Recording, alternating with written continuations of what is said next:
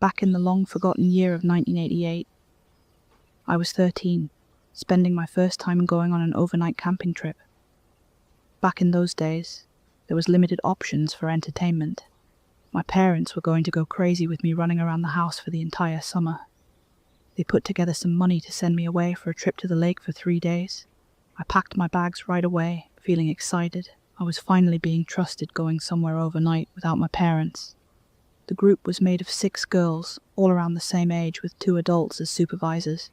They held 3-day camping trips every weekend in the summer and normally had a bigger turnout.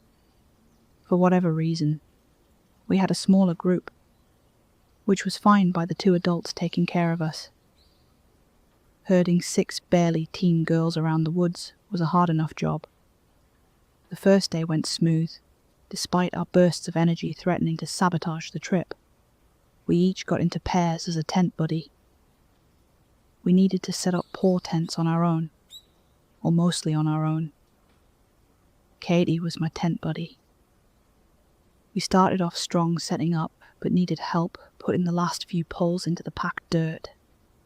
I knew Katie from school, but wasn't in the same class as her. She was a shy girl, still we got along just fine. The other girls started to tease her because Katie was the youngest yet the biggest girl of us all. In that moment I decided to defend her during the weekend, and we kept working away at the tent, ignoring the other girls until they lost interest. Proud of our work setting up our tent, we treated each other to treats we stashed away in our bags. After lunch was finished and cleaned up, the groups went down to the lake to swim. Hours went by. All 6 of us started to get along, and by the time we needed to return to camp for dinner, we were all so exhausted we let the adult supervision teach us important facts along the way. Things like what poison ivy looks like, how to know if some wild animals are in the area. Stuff that we should know, but was always good to be reminded even if summer wasn't for learning. Drew wanted us to roast hot dogs for our dinner. He was finding it difficult to light a fire used a flint kit. He wanted to teach us a new skill. After a few minutes of a pack of hungry girls complaining, he gave up digging out a lighter instead. Stacy was our other supervisor. She was a pretty girl, only about 20. When you're 13, that seems pretty old. Her nails painted cute colours us girls loved. She didn't seem to be the outdoors type of girl.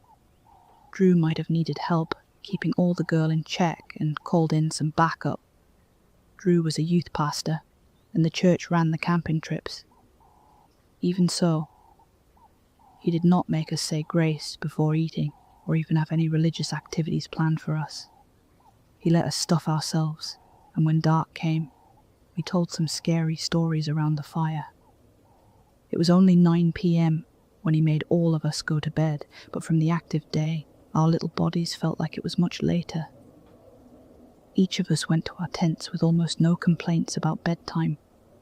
I'd fallen asleep very easily. Only an hour passed before Katie woke me up by nervously shuffling in her sleeping bag. "Are you all right?" I asked her in a low whisper. "Sorry, did I wake you up?"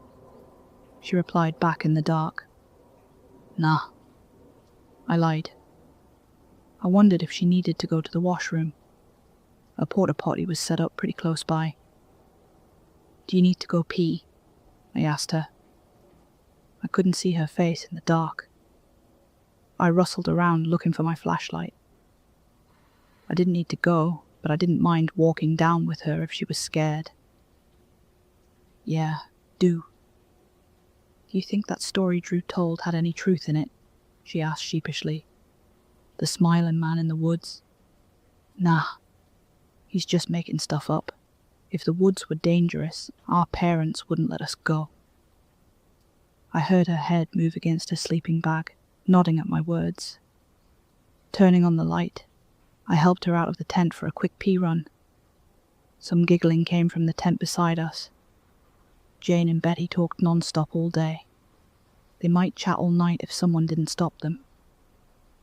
I was tempted to jump at their tent to scare them, but left it alone. They would regret staying up all night tomorrow morning, and I didn't want to get in trouble for pulling a prank. Katie was still scared. I took her hand and held the flashlight in the other. I even stood guard outside the porta potty while she took care of her business just in case. Katie had older siblings, but I didn't. She seemed lonely and homesick already. I was trying my best to act like an older sister to comfort her. In the brush, I thought I saw yellow eyes flicker looking at me. Shining the flashlight in the direction of the eyes, I saw nothing, just forest animals wondering what we were doing. I was a little scared of coming across a bear or something along those lines. Ghost stories or crazy serial killers in the woods didn't scare me in that moment. The forest sounded like how a forest should at night, spooky trees creaking and all. Just as Katie came out ready to head back, a scream cutting through the night made us freeze in fear. It came from the direction of the camp. The low fire gave us enough light to sort of make out the tents and a dark figure stalking around our campsite. Watching in horror, the figure went over to Drew's tent, ripped it open, and dragged Stacy out by the leg. I grabbed Katie, holding her close to me, terrified at what was going on. Stacy fought the figure with everything she had. She thrashed and tossed anything within arm's reach towards the figure's face.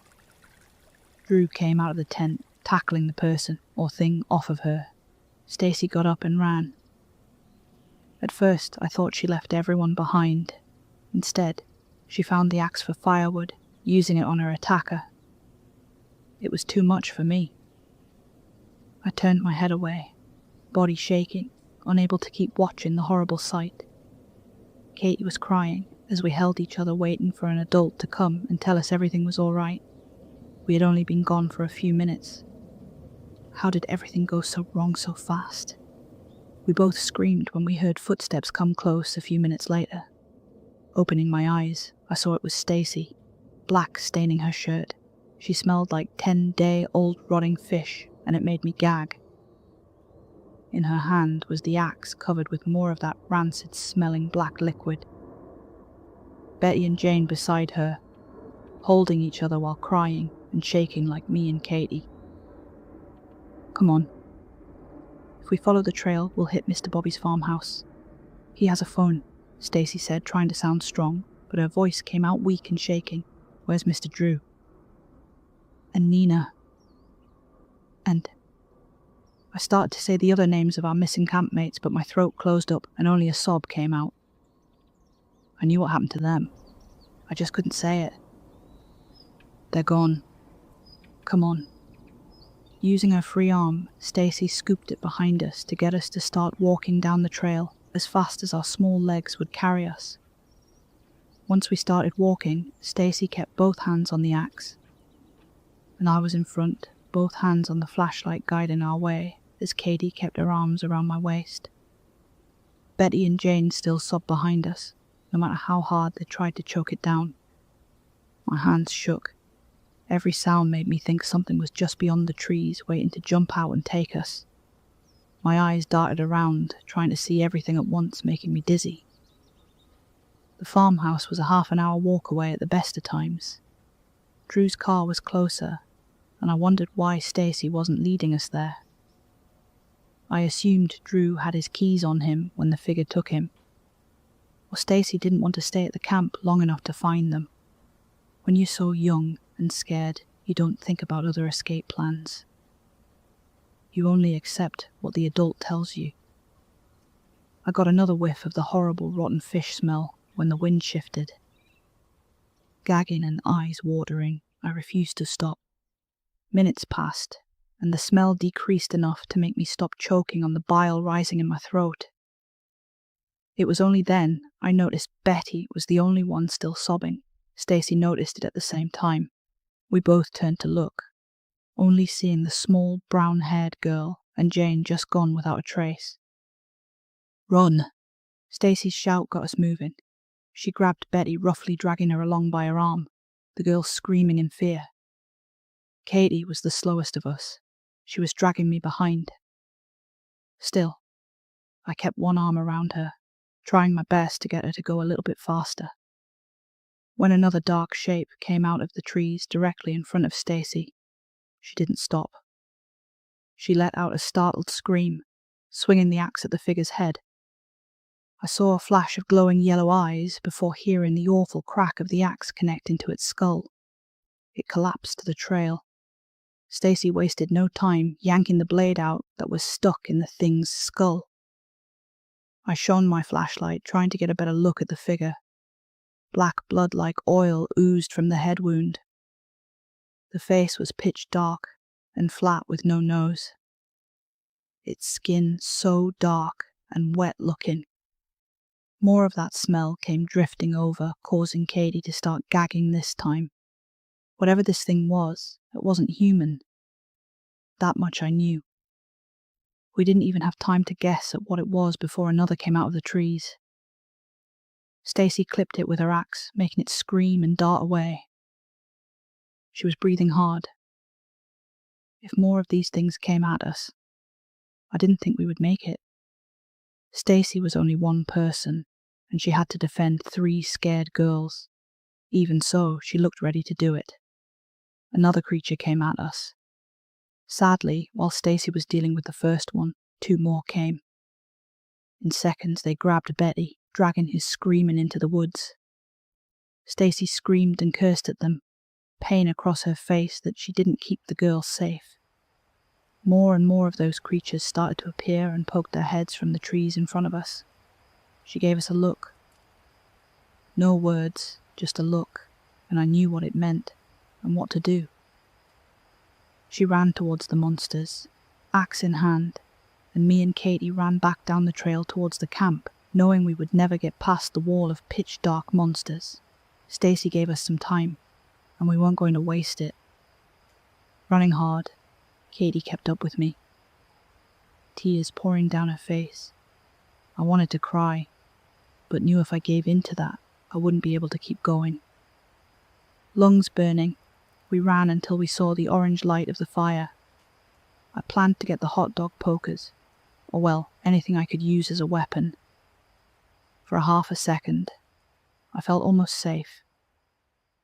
Maybe if I found the keys, we could find the car and hide inside if we couldn't drive it. Maybe, just maybe, Stacy would get away and we could all go together. All my hopes were crushed when Katie stumbled, falling hard.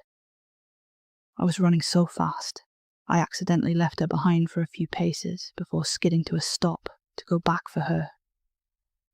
A dark monster took it as a chance to swoop in, trying to drag her away. I went by Stacy's example. I let out a war cry that would have sounded funny in any other situation. Jumping on the creature's back, I hit it with my flashlight as hard as I could, as many times as I was able, aiming for its head. Our struggling only lasted a few seconds. I was tossed off its back, onto the hard ground, looking at me with yellow eyes set in a dark face. It decided we weren't worth it and sulked off. I'd saved us for the moment. I needed to get Katie up and moving back into camp and get a better weapon. My stomach turned when I looked at her. A long gash on her stomach was pouring blood onto the ground. I shook my head to clear it, refusing to give up. Grabbing her under the arms, I started to drag her back towards camp and towards the dim orange light of the fire. I knew some basic first aid, but already was sure this was far beyond what I could help with. Leaving her behind was not an option just yet. Horrible wound or not, I needed to at least try and help her. I was sweating and panting by the time I got her by the fire. I kept repeating how sorry I was that I needed to drag her and hurting her while doing so. She was very brave and kept her sobs very low for my sake. Digging around in Drew's ruined tent, I started to look for anything of use. Just normal camping gear. No weapons I could see and no car keys. I grabbed the first aid kit, another flashlight and some scissors. I was hoping to find a knife of some sort. No such luck. I avoided the other tents. I could smell the blood mixed in with the fishy rot, and didn't want to know what horror waited for me inside. I tried cleaning Katie up a little, but was well over my head. I didn't want to hurt her by touching her much. Seeing that amount of blood nearly made me sick. I didn't even know of the fact I felt faint seeing blood until that point. I was so stressed I wasn't even aware of someone walking up to our camp until they were just outside the light of the embers. My body jolted into action as I grabbed the scissors in one hand and hot dog stick in the other. The black blood-soaked axe came into view, and for a brief moment I thought Stacy made it back. That was not the case. A man came into the light, dressed in baggy clothing that hung loose on his thin frame. Long straight white hair was half-heartedly pulled back into a low ponytail, but most of it still stayed in his face, making it hard to see his features. "Who?" I choked. "Two left." "Good for you." Ignoring me, he sat down next to the fire pit and started placing wood onto trying to get it going again. I was so shocked at his calm manner I couldn't react. A soft cry from Katie brought me back to my senses. "I need help. My friend is hurt, and there are things in the woods eating everyone. Stacy had that axe. Is she all right? Did you see her? Please tell me something."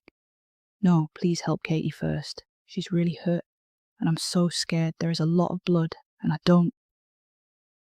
Once the words started, they just kept coming.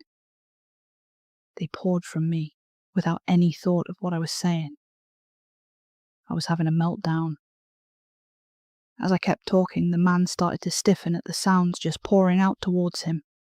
He raised a hand to make me stop speaking, and the other to his forehead, as if in pain. When I didn't stop pleading, he snapped first. "Stop talking." His voice was so loud it kept echoing through the woods for a few seconds. I was frozen in fear by the sound and dropped all my makeshift weapons. I'd never had an adult just snap at me like he just did. A tense second passed between us. Rubbing his temple, I saw regret flutter over his face from getting angry with me. It only lasted a second before he regained his tired, worn-out look. I went over to Katie about ready to burst from stress when he also came over. He held a hand over her wound. I looked in amazement, as most of her blood just faded with a wave of his hand, and her gash closed a little. Not much, but it looked better than before. "Who?" "What?" I asked in a very small voice, just in case he would yell again. With a long-suffering sigh, he went back to the fire, back turned to me. "I have a migraine. Your friend may last through the night, if she's lucky." "What about Stacy? Did you see her?" "You don't need to worry about her anymore." His cold tone nearly brought me to tears. I wanted nothing more than to just start crying and shouting, but Katie still needed me. This man might be able to help us. Breaking down wouldn't help us get out of there. Glancing up, I saw yellow eyes in the dark, and I trembled. The creature saw us, head poking out from the trees a few feet away, drool dripping from an open mouth of sharp teeth. When it saw the man next to the fire, its eyes widened in fear and darted back into the woods.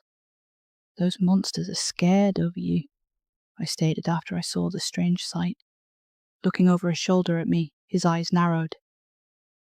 He didn't want to talk, and he didn't want to hear me asking questions. Until I got some answers, one of those things was going to happen.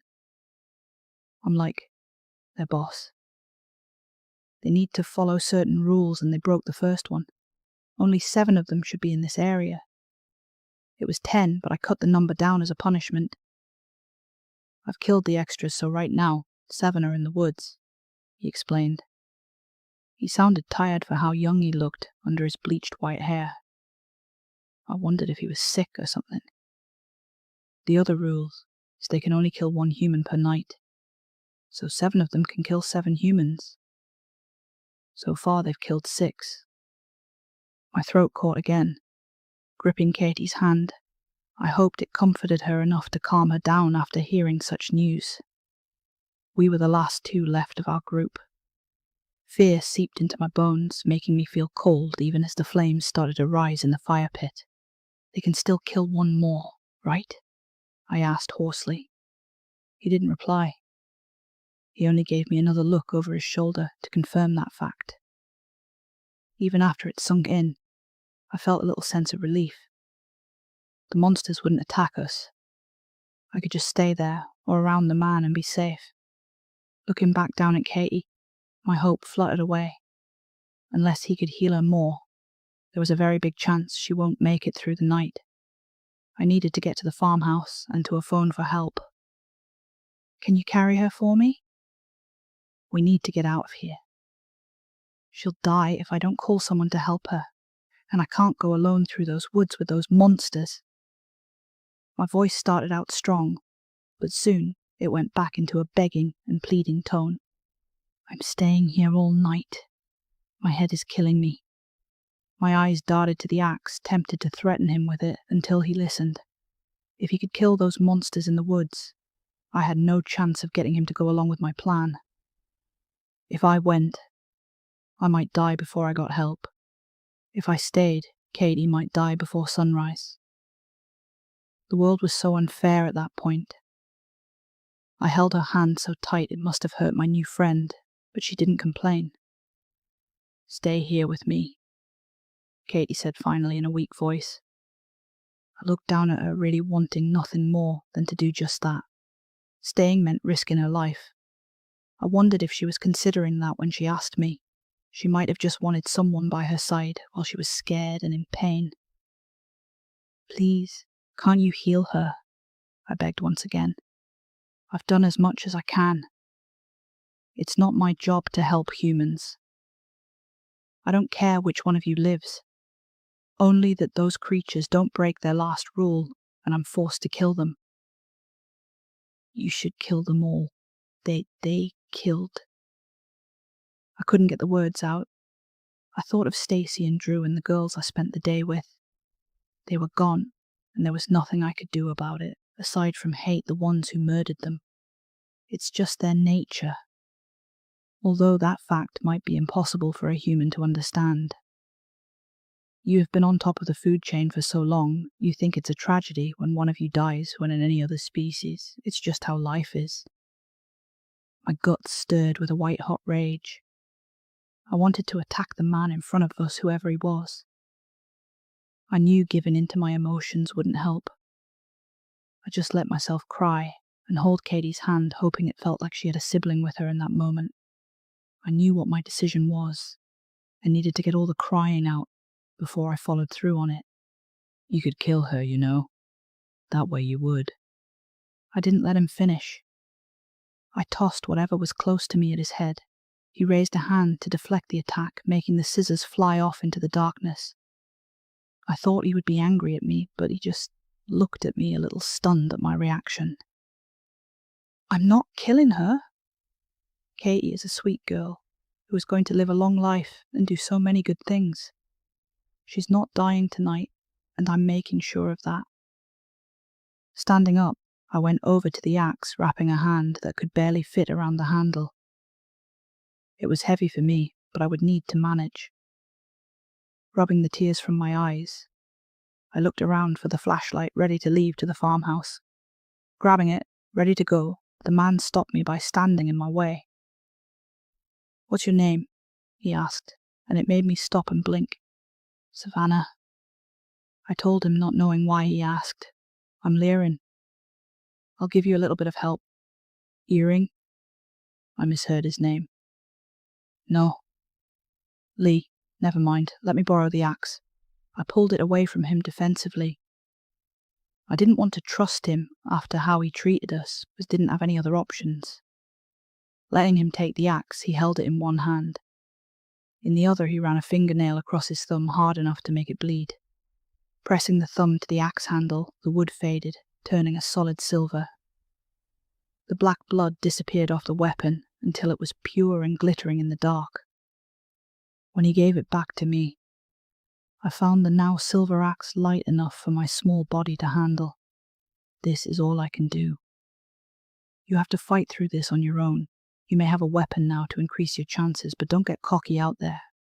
And I know this is hard to ask, but please don't kill those monsters if you don't need to. I don't like it when my creatures have senseless deaths.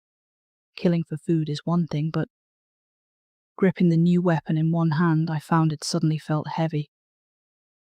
Lirin, whoever he was, cared about these creatures. He didn't want them to die, if he could help it. He must have a rough time being the one to kill them when they broke their rules. No wonder why he looked so tired and pained. I nodded at him and looked over at Katie. She still hadn't sat up. I wasn't even sure if she was aware of what was going on. If I died and she lived, she would never forgive me for leaving her.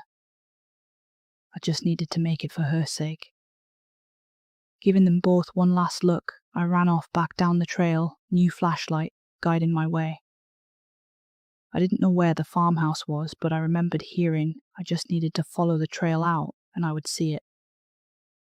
I used up a lot of my strength running for a few minutes. Forcing to pace myself, I slowed down while looking out for yellow eyes in the dark, not feeling safe in the slightest. Shortly, I passed the spot where Stacy made her last stand. Tears threatened to make me stop. I didn't see any traces of her, only the bodies he left behind. Stepping around the scattered remains, I breathed through my mouth, trying to get over the smell. When I got a few feet away from the area, I heard a crunching noise behind me. Turning and shining my flashlight back, I gasped, seeing 4 creatures in the middle of the trail, long fingers snatching up pieces of the fallen and sharp teeth tearing apart the dark flesh. They looked at me but didn't stop eating. If the 4 stayed there, I only had 3 more to worry about somewhere in the woods. Quickening my pace, I went on. Every sound put me on edge, sniffing the air to see if I could smell if any more of those monsters were coming closer to me. 10 minutes passed without any issues. I thought I saw some yellow eyes watching in the woods, but they didn't approach. The silver axe might be keeping them away. After all, they had the bodies of my campmates and their fallen to eat. Why go for someone with a weapon when they had some free meals all over the place? I thought I was in the clear when a figure came out of the trees, stopping in front of me. I knew which one this was. It was the bastard that hurt Katie and the one I smashed my flashlight on. One eye was closed, and the other looked at me with such hate. I knew he wanted to eat my guts for the damage I'd done to it before. It bolted towards me before I could move. A clawed arm grabbed my shirt, lifting me up just as I swung the axe down into its shoulder. Letting out a scream, it tore the axe out, tossing it aside. Then, for some reason, it tossed me as well. I sat up, feeling bruised, to see where I struck it. The wound was burning and flaking the dark skin. I scrambled in a panic to where my axe was. Without any rational thought, I darted off into the woods with the thing screaming, following behind. I dropped my flashlight and ran blind into the woods, without any idea of what I was doing. I should have stayed on the path, but it was too late now. The thing was chasing me, wanting to kill me. It was injured, but I still didn't have much of a chance against it. I ran feeling as if my legs would give up on me at any moment. Tears stung my eyes, and branches cut my face. I still ran for Katie's sake. The thing behind me stopped screaming, but I knew it was still after me. My heart leapt into my throat when I thought I saw something in front of me through the trees. A beam of light, moving, confusing me on what it could be. Over my own breathing, I didn't hear any other noises, but my brain clicked into the fact I just saw some car headlights. I was near a road. I ran, chest threatening to burst. I tripped over a branch and rolled into the ditch along the side of the road I was so thankful for. Every muscle screamed at me as I got up and crawled out of the ditch towards the highway. It was late, but I knew this was a popular route for truckers. One would stop for me if someone would just please drive by. When I stood, it felt like I twisted my ankle. I dragged my body, almost passing out from the effort. Axe still in hand, I looked up and down the road, frantic. A blow to my back tossed me rolling into the middle of the lane. I gasped for air and stared at the monster that just kicked me aside. My axe dropped too far for me to reach in time. It got on all fours, blood pouring from its wounded shoulder. I stared in horror, knowing this was the end, and just waiting for it to come at me. Yellow eyes glaring, it let out a long scream of hate at me. It dug its claws into the ground, ready to pounce. I couldn't move my ragged body, and did the only thing I could think of. I screamed right back at it. Getting up on one elbow, I emptied out my lungs in a screech that made the thing not only stop from attacking me, but take a step back. We both stared each other down for a few seconds. Those few seconds might have saved my life. A blaring truck horn came from down the road. The creature looked over, seeing a transport truck coming right at it. Giving me one last look, it skidded back off into the woods. The next few hours were a muddled, frantic blur I still don't fully remember to this day. The driver stopped to get me off the road and down to the farmhouse and to a phone. He went with the farmer into the woods to check on Katie, while I stayed at the house with the farmer's wife, going between crying and sleeping. Morning came around when I woke up. Dragging my tired body to the porch, I saw emergency crews scattered on the driveway and officers going onto the trail. Someone told me Katie was already on the way to the hospital and let me sit on a chair on the porch until another ambulance came for me. I sat watching everyone run around, trying to get a search started for the missing girls and Drew. I didn't know why no officers started to question me yet. I might have looked too out of it to be of any help. Someone did sit beside me to talk with me, though. I wasn't expecting so many of you to make it. Liren sat next to me, silver axe resting against the wooden rocking chair he was in. I wanted to speak, but was too tired to say anything. I'm taking this axe with me. No offense, it's too powerful to leave it with you. Unless you want my job. Pardon? I asked, directing my herd towards him, trying to see if he was joking. Kings only last for 10 years. More if they're really strong. They need to switch bodies before it breaks down. I've been doing this job for 5, and I would like to pass the crown on to someone else. It's too tiresome. I don't know why I agreed to doing this in the first place. It's also too much of a bother to set up tests for other candidates, so I'm just asking anyone who survives a supernatural encounter if they want the gig. I stared at him, not believing the words coming out of his mouth. I didn't want to come across another monster or creature of the dark ever again. Having his job was way out of the question. This guy really needed to get some standards too. He was asking a 13-year-old girl to take over such an important position. How lazy could one person be? If I could move, I would punch you for asking. I heard a small sound that was almost a laugh from him. I should have expected that answer. At least you don't need to worry about monsters bothering you again. Any king candidates are off limits. If you weren't one, you're guaranteed to be killed by something supernatural someday because you encountered some. But I refused. I started and shutting up too late. That doesn't matter. You're still an honored human the king recognized. If you don't want my job, you can become a knight. It would mean you would turn into some sort of creature, but you wouldn't be under such strict rules about protecting humans as I am. Your friend Katie accepted that offer to turn when she's 18. I shot my head up. Katie agreed to be turned into something horrible like those things that attacked us, like the things that killed everyone right in front of us.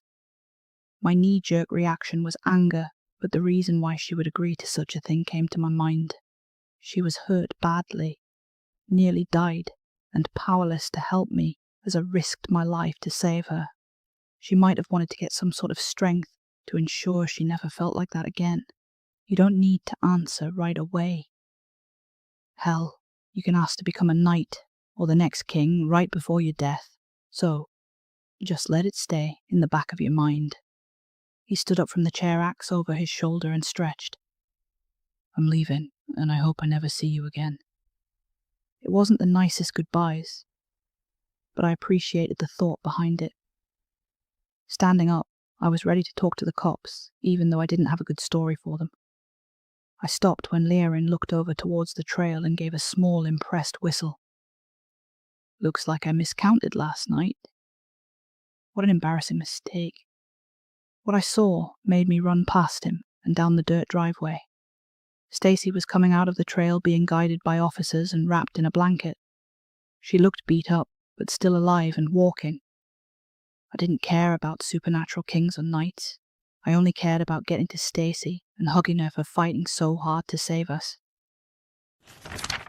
I currently work as a cop in a pretty small town. It's surrounded by woods and parks. The forests are not part of any national park system, but I feel as if it's as big as one. I have to be vague about the area because I don't think my boss would appreciate me talking about this case. It's still pretty big news considering nothing ever happens in this area. When a child goes missing in the woods, it should be big news. When two goes missing, it's more than news. I never told anyone the truth about what happened in those woods when I took a day looking for those children. I'm certain that if my boss heard any of this, he would strip me of my badge and send me off to a head doctor. But I have to tell this in hopes I get any information about who I came across that day. I had an early midlife crisis and changed careers. I come from a long line of police officers and had planned that to be my future. But because of some complicated and boring reasons, I chose to do something else. Then, later on in life, I regretted my choices and did what I needed to do to become a cop. Even though I looked on the older side, I didn't actually have a lot of experience in law enforcement. The place that hired me didn't need someone who did. Just a person that looked the part. Nothing happened in this small town, just some easy-to-break-up bar brawls. Hell, they couldn't even be called brawls.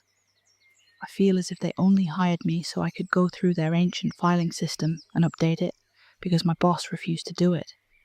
While I was organizing the mountain of old paperwork and cases, I found out this town had a pretty regular pattern of hikers going missing on the trails. But after looking at the national average, I guessed our town wasn't anything special. Nothing sinister going on. People just get lost. I had only been working at my new job for 6 months when the uproar started. A child had gone missing on one of the easier and short hiking trail with his family. His father had turned his head to talk to his wife, and when he looked back, his little boy was gone. They had thought he had just ducked behind a tree to scare them, but after looking through the entire area, they grew panicked. The mother stayed where they last saw him, and the father ran to get help by the ranger station. They quickly organized a search for the boy. The mother stayed in that spot for nearly 10 hours, waiting and watching, not knowing what else to do. I'm not a hiker myself, but I joined the volunteers and searched for the boy. Any spare moment I had, I was doing whatever I could to help. I ended up with hundreds of bug bites and torn ankles from my new boots, but I never complained. A child was out in the woods, and we couldn't find any trace of him. Then, a girl was lost. She was a classmate of the boy and wanted to help. Some volunteers humoured her and let her run water to people searching, but she could only go a few feet into the woods. If she saw someone coming near the trail end, she would run up to give them a cold water bottle. She was in sight the entire time. Again, someone turned their head as she took a step onto the trail, and when they turned back, she was gone. The people who she had been walking towards hadn't turned their heads. They were completely bewildered and questioned what they had seen. She simply was gone in a blink of an eye.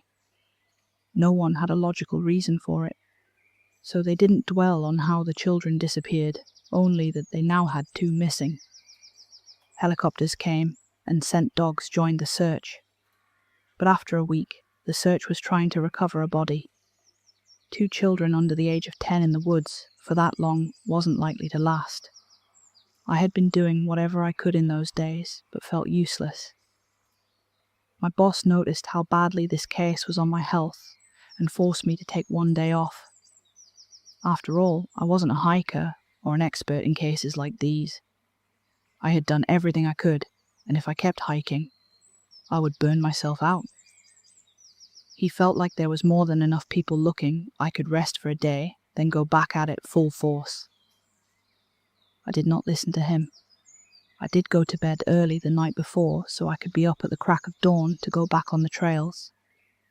I wasn't a part of the volunteer teams, and my boss told them I shouldn't be out there. They gave me some looks, but let me go hiking as long as I promised to stay on the short trails and not go into the woods, which I agreed. I could get lost, and that wouldn't help anyone. I knew I wouldn't find any traces of the children on a trail that had been looked over at least 100 times before, but I still couldn't just stay at home. That's how I spent my free day. Hiking trails and getting more blisters on my ankles. I had a backpack of some supplies. Even though I had hiked for the entire day, I wasn't very hungry. I think the stress was getting to me. I still had some water and granola bars in my pack near the end of the day. I was in the middle of a somewhat longer trail I had gotten permission to search on when the sun had started to set. I decided to start heading back, but knew it would be dark by the time I arrived at the end of the trail and to the ranger station in the front of the woods. I knew I wasn't going to find anything, but I still felt disappointed ending the day empty-handed. The orange light of the sun had faded into a grey light. A strange grey light that made bright colours pop. I had forgotten how strange that time of day looked. My orange shirt nearly looked neon in the grey light. Because of the odd light, I saw a bright white on the trail easier than I might have at a different time of the day. The trail had a slope to it. I had just reached the top, ready to go down, when I saw the white on the trail. I squinted to see a person standing, wearing a long white and baggy sweater. The day had been hot, and not at all sweater weather. The person was short, and my heart started to race. But this person didn't look short enough to be 7. But it was still very strange to see a preteen just standing in the middle of the trail. I went down the slope and towards them, hoping I looked friendly, and they didn't book it into the woods. "Hey, are you all right?" I asked, when I was a few steps away from them. At first, I thought they had been wearing a long white hat of some sort, but when I got closer, I saw their hair was pure white. Either this was a very short, older person, or this child dyed their hair. I noticed they weren't wearing any shoes, and found that strange. Their feet weren't dirty from walking in the woods, and I didn't see any abandoned shoes around the trail. I had no idea how they went bare feet without tearing up their soles. Hearing my voice, they turned to face me. They were a child, like I had first thought. Their hair fell over their face, making it hard to see their face. I guessed they were a boy, even if they had hair on the longer side. Alarm bells were ringing just in the back of my head, but I couldn't ignore a lost child in the middle of the woods. "I'm a cop." "You're safe." "My name is Hugh." I was carrying my badge in my backpack and held it out for the boy to see. The boy still hadn't spoken or reacted in the slightest, but at least he was looking at me, showing he was listening. "Are you lost?" "Where are your parents?" I asked as gently as I could. I couldn't blame the boy for being scared of a random man coming up to him in the woods. I hoped he trusted me enough to bring him to the ranger's station so we could get help. We had to find out where the boy's family were and make sure he wasn't in any kind of trouble. Protective instincts I didn't even know I had were kicking in. I wanted to carry him out of the woods to make sure he wouldn't hurt his feet walking, but getting any answer from the kid would be a win. Best not to make him too uncomfortable. He hadn't responded to any of my questions, so I got down on his level to keep trying. "What's your name?" "Ellie." I finally got something out of him. His voice was so soft I could barely hear it. But I had a name. I'm going to the ranger's station. How about you come with me? If you feel comfortable with it, we could hold hands so we don't get lost." I saw his hands fidget a little at the end of his large sweater, as his eyes darted back and forth, considering what I had asked. Because I'd gotten down a bit lower, I could see his eyes through his white hair. His hair wasn't dyed. He was albino, judging by his pink-reddish eyes. A rare condition I had never seen in person before. I heard people with the condition had bad eyesight. It would be dark soon, and I was surprised there was still light after how long we spoke for. Holding hands would be a good idea if he couldn't see when the sun did finally set. He came to a decision and held out his hand to let me take it. He seemed like a shy kid, so I didn't push any more conversation and took my small win. When we started to walk, I kept an eye on the ground, making sure I was guiding him away from anything that might harm his feet. I wish I had brought a pair of extra socks that day. Ellie was very light-footed, though, carefully walking around twigs on tiptoes as if it was second nature to him. I remember not wearing shoes as a child, so maybe he had just adjusted without them. I wished I had a way to leave a note where I found him. If his parents were nearby, they would be worried. But I assumed they would go where we were headed once they couldn't find him. I had my phone on me, and I was glad it still had a charge. Still holding Ellie's hand, I tried to unlock my phone with one hand. It had frozen, which I thought was weird. It had never frozen before. I tried to restart it, and my lock screen came back on. But the clock remained the same time it was when I first checked it. The sun still hadn't set, and my phone clock wasn't moving. I wanted to call the station saying I found Ellie, but no matter what I tried, my phone just refused to work. I shoved it into my pocket to try and use it again at a different time. As we walked down a slope, I got hit with a déjà vu. I thought I had already walked down this slope. In fact, I just found Ellie at the bottom, but I ignored it. The woods all looked the same to me. I could just be getting confused by my surroundings in the dark. I was never a good hiker. But when we hiked up another slope and came down again, I was seriously starting to think a tree growing on top of a boulder was the same one we had just passed by. My throat was starting to get dry and panic was rising in my chest. Why did everything look the same? Why had the sun not set yet? And why would my phone clock not move? I pushed those worries down, until we passed by the same tree growing on top of the boulder a third time. I didn't want to stress out Ellie, who had silently been walking beside me the entire time. "Ellie, could you do me a favor? I don't mean to worry you, but could you stand right here as I look over that slope ahead of us? I just want to look ahead. I swear I won't leave you." The boy gave me a nod, and it looked like he didn't want to let go of my hand. But he let it go, and I half jogged up the trail to the small hill in front of us. When I started to walk away, Ellie had crouched over and started to shove sticks in the dirt. When I saw her at the top of the hill gave me tunnel vision. I thought I was going to faint. I stood staring at Ellie crouched over playing with sticks. I looked behind me and saw the same thing. This couldn't be happening.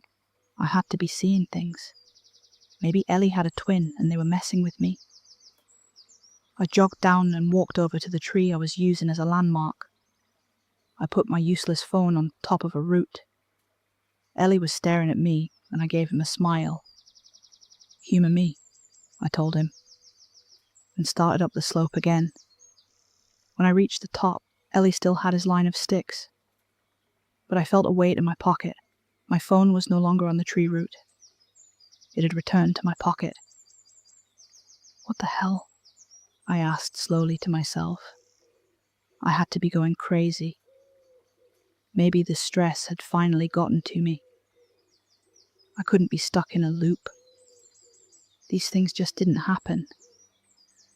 I walked down and stopped in front of Ellie, wondering what my face looked like in that moment.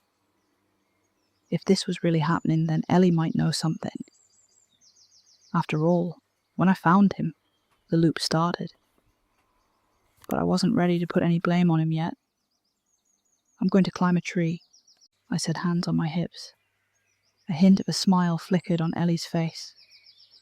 I had no idea what else to do. Clearly, I couldn't walk along the trail without getting brought back. But I wasn't about to risk going into the woods. I would get put back on the trail or get lost in the trees.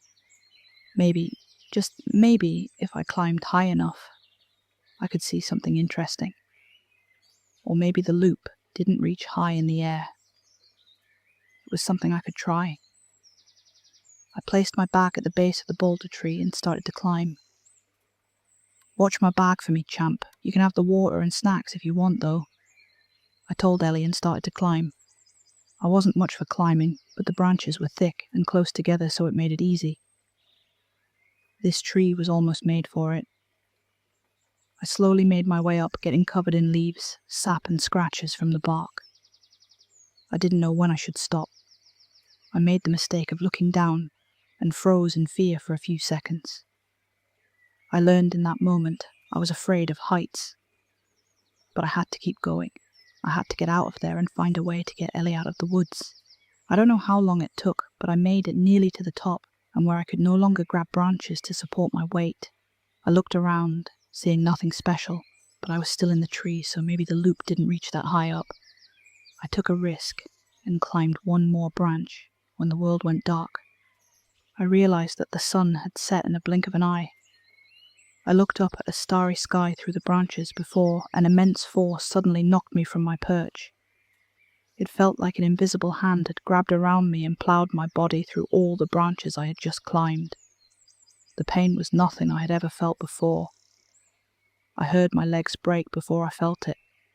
My ribs were crushed, and a knock to my skull thankfully making my world dark. When I woke up, I was on the bottom of the trail right next to Ellie, who I'm pretty sure just was poking me with a stick. I screamed, sitting up, patting my body, looking for what was broken, only to find myself in one piece. I was breathing hard, looking frantically around to see I was back in the grey light of the trail, and my body healed. Not even the tree sap remained. "I guess that didn't work," I said with a small laugh enough, though I wanted to cry. My body was healed, but I still held that memory of the pain. It was a good idea. "I don't think I've ever seen someone find an opening of the loop before," Ellie commented in his small, soft voice.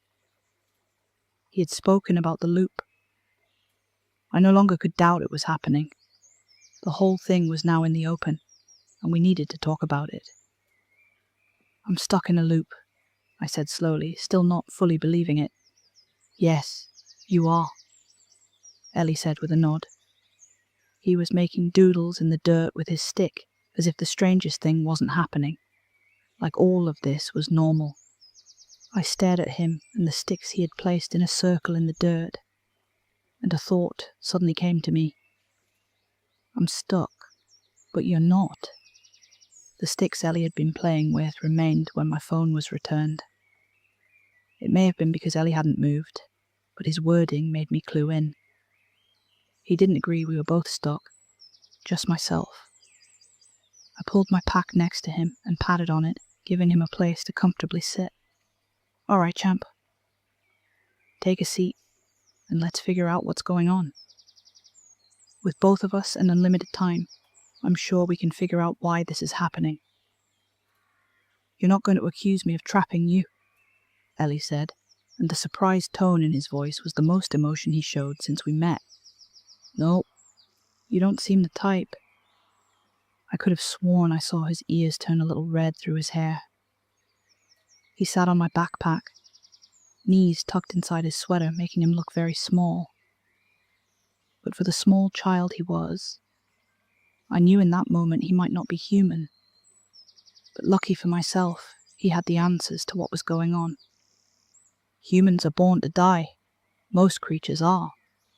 You cannot understand an endless existence, not truly understand it. If you did, you would become something else. That is the purpose of this loop, for you to become something else. In this place, you cannot die. You just remain for your mind to rot or turn. The one that created this place reproduces this way. If your mind turns and you become something else, it twists your flesh into something the same as itself. The ones who cannot make the change are eaten. The loop keeps the victims fresh. I assume the missing children on the trail were taken for food. Children don't often manage the change. I got goosebumps listening to Ellie's words. I hated the idea of those two kids being trapped the way I was. Stuck in a forever loop, not understanding what was happening and not being able to get out. I was lucky enough to come across someone to explain things to me. Ellie kept talking, so I pushed my thoughts aside to listen. Humans cannot break this loop. I am not human, so I cannot be trapped here. But I cannot break this loop to save you. It goes against what I am. I cannot save a human from a creature of the night. I, however, can make this offer to you once. I can turn you into something else.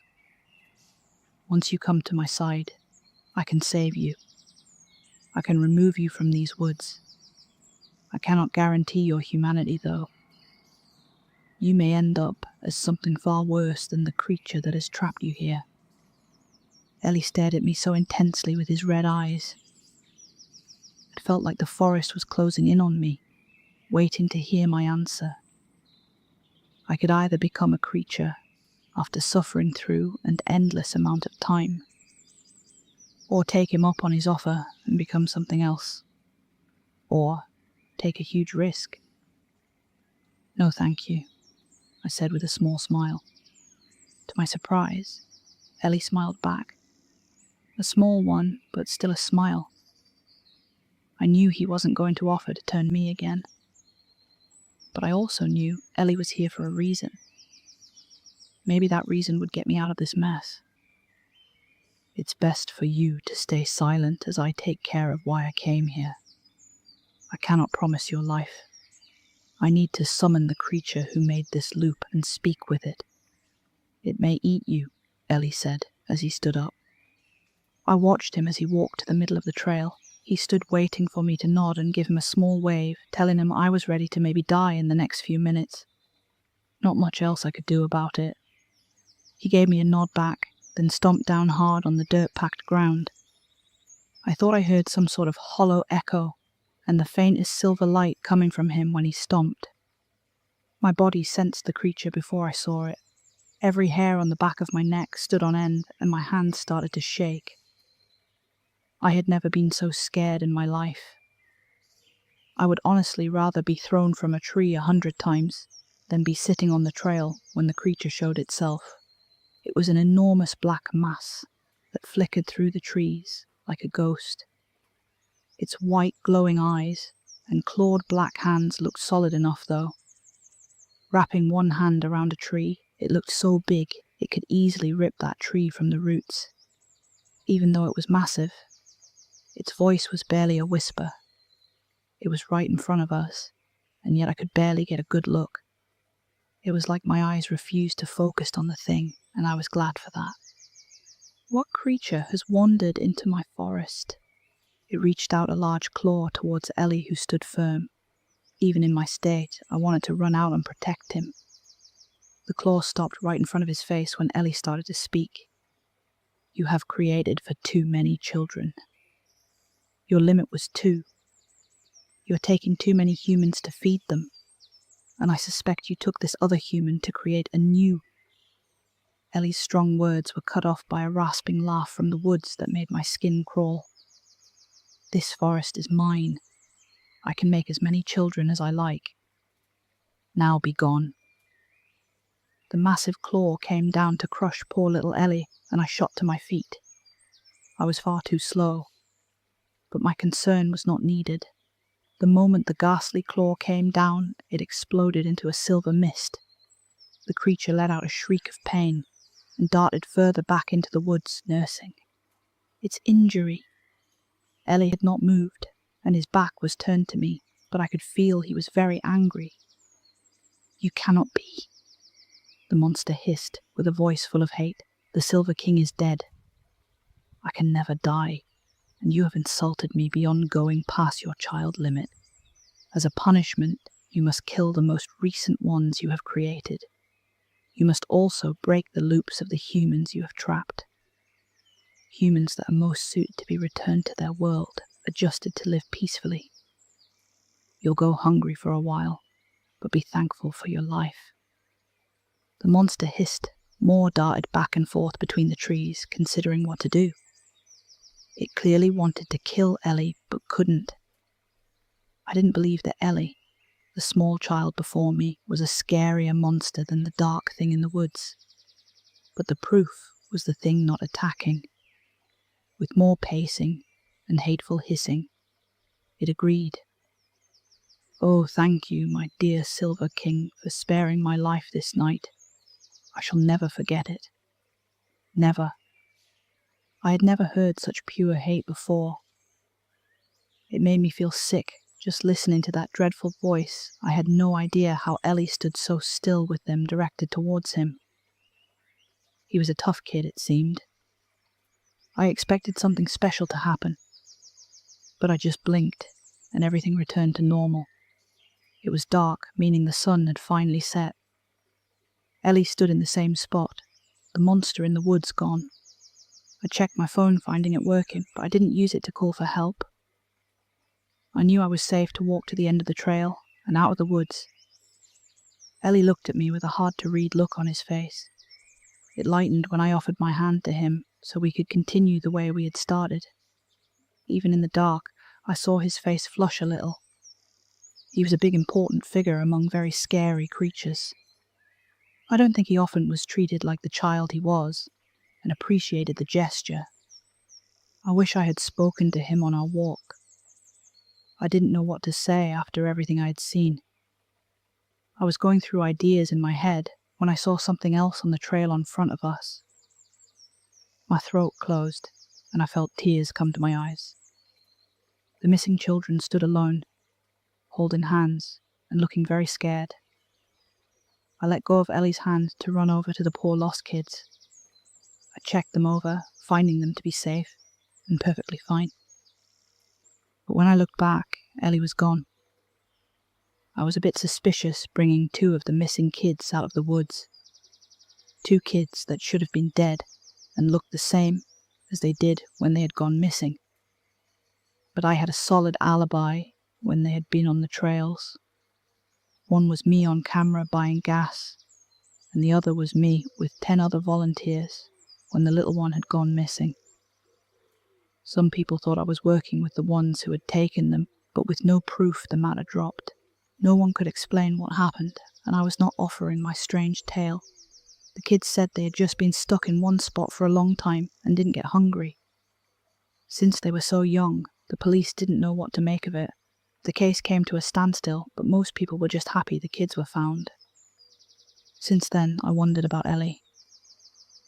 I can't help but think how he's doing out there and if he's safe. Of course he's safe. He seems like a big deal. But I can't help myself. I've been looking trying to find any mention of him, but so far nothing. If you run into him out there, please trust him and treat him nicely. He has a tough job. And please tell him Hugh says hello and wants to know he's doing alright.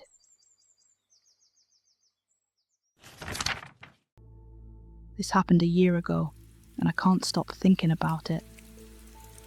No matter how hard I try, in quiet times, my mind goes back to that night. The night I found out you really should be frightened of the dark. My sister lives in a backwater town, a bit of a drive away. I hadn't gone to see her in such a long while. I decided to use my week vacation to drop by. I was planning on bringing over gifts and clothing I had outgrown for her. She's a fantastic cook. Spending a week having some good home-cooked meals and no reliable internet was just what I needed. I packed up and got on the road and pretty excited for my week away. But I had been so busy tying up loose ends for my trip, I got going very late in the day. The sun was already setting by the time I got on the highway. She knew I was going to get in late. I might arrive by 1 a.m. and I would call her when I was close, and she could greet me by the door. I found myself on a dark highway, surrounded by farmland for miles. When it wasn't farmland, the highway cut through dense trees. While I was driving, I saw something I never thought I ever would. Something that made me pull over. As I was speeding along, I saw a figure walking along the side of the road, my headlights reflecting off the white sweater they were wearing. It was a small figure, so I felt safe stopping and at least looking to see if they needed help. In my entire life, I had never seen someone just walking along the side of the highway. I hadn't seen a house for a long time, or a car that had been pulled over. I had no idea where this person came from or where they were trying to go. I stopped my car and got out, trying to get a good look at the person in the dark. They had also stopped when I pulled out in front of them. I lifted my hand and gave a weak wave, and got one back. "Do you need help?" I called out and waited. When I didn't hear anything, I started to walk towards them. It wasn't a good idea for a short woman like myself to approach a stranger on the side of the road. It could be an ambush, but my brain wasn't thinking about that. I was concerned because the figure was clearly a child. When I got close enough to see, I could tell he couldn't be older than 13. I was guessing it was a boy, but it was hard to tell, with the baggy clothing and shoulder-length wavy hair. White wavy hair. I had my cell phone out and was using the flashlight function on it to see if the boy was hurt. I stopped a few steps away from him, and he looked up at me. One side of his face was covered by his hair, but one red eye looked back at me. I froze in fear for half a second, but mentally berated myself for such a reaction. The boy's hair now made sense. He was albino. I never personally met someone with the condition, but it had seen photos. Would it be possible to get a lift to the next town over? The boy asked, in such a low and soft voice, even standing as close as I was. I could barely hear him. Of course. "Why are you on the side of the road, sweetie? Come on, get in the car. I have some water." He followed behind me silently. He wasn't carrying anything. And the odd thing was, he wasn't wearing any shoes either. It was just so strange. I had to call the police. I knew that, but I wanted to make sure he was all right first. He climbed into the passenger seat so I could see him more clearly. He was so pale his skin almost looked silver. In a few years he would be very handsome. I was glad I was the one to pick him up. He looked so small and frail he would have no chance with someone with bad intentions. I gave him a bottle of water and let him drink before asking more questions. "What's your name?" I asked. "I'm Nikki." I added my name in thinking that he would be more comfortable if he knew it. "Ellie." Again. He spoke so softly I could barely hear him. I at least got a name out of him. I needed some more answers, though. "What were you doing on the side of the road? Do you have someone I should call?" I asked as nicely as I could, hoping it would make him speak some more. "I'm heading to the next town to meet an acquaintance. He's an officer. I have no one you can contact. If it's possible, it would be nice to get a ride to the police station. But please do not go out of your way for myself." At least he was a polite kid. I debated on what I should do. He wasn't injured, and he wanted to be taken to the police. If that was the case, I could just drive him and not bother calling someone to pick him up. It really wouldn't be any trouble to myself. And he wasn't a threat to me either. He was so small, even if he pulled a weapon, even I could swat it away. I decided to take him where he needed to go. "All right, I'll take you. Are you sure there isn't anyone I can call?" I asked once more. He only shook his head. Either the poor kid really didn't have any family, or he was running from them. At least he was on the way to some help, so I decided not to press the matter. I started up the car and punched in directions to the police station on my phone, and we were on our way. The whole thing was a bit weird, but not supernatural weird. That came after. Ellie didn't talk while we drove. The poor kid must have been so exhausted from walking he nodded off. I was glad he trusted me enough to nap right beside me. I would send a message to my sister later, telling her I would be late. We drove in silence for a little while when I saw yet another thing I never expected to see. A car just sitting in the middle of the road. I saw it soon enough that I slowed down and stopped a few feet from it, just staring at the odd sight. We were on the highway, but it was the dead of night and I saw no cars. Plus, any cars coming up behind us would see both cars stop soon enough to brake safely. The car had the driver's side door open and the passenger door open. It sat on a strange angle, idling. When I reached to undo my seatbelt and get out to see what was going on, I felt a small hand on my arm, and it made me jump. "Keep driving!" Ellie's voice was so stern, it froze me in my place.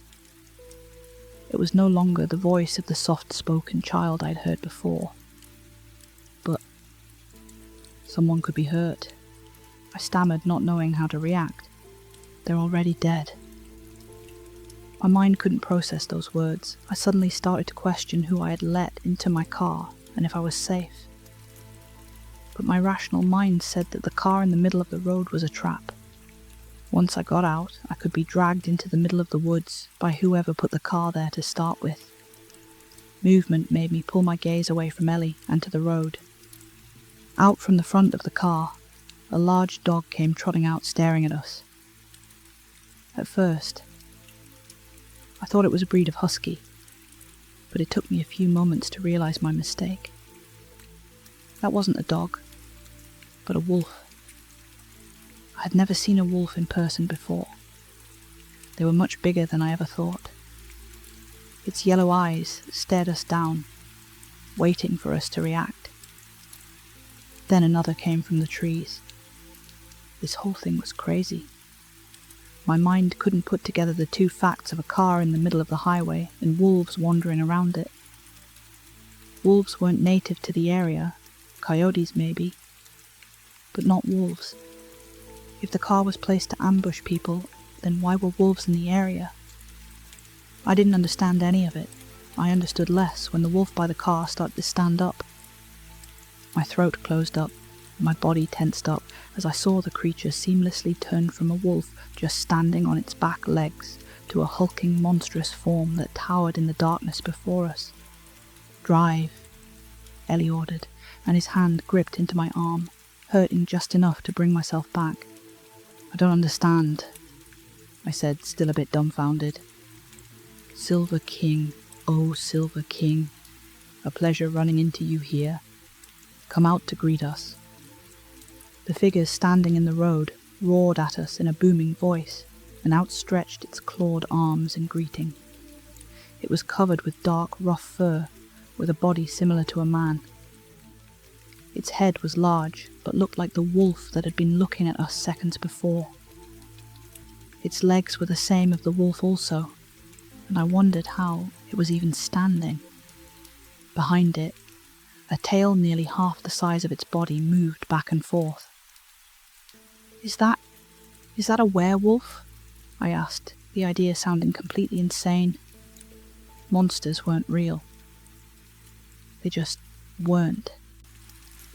I couldn't believe what I was seeing, but it was in front of me. Standing there, beckoning us out. I looked over at Ellie, expecting him to disagree, or even call me crazy.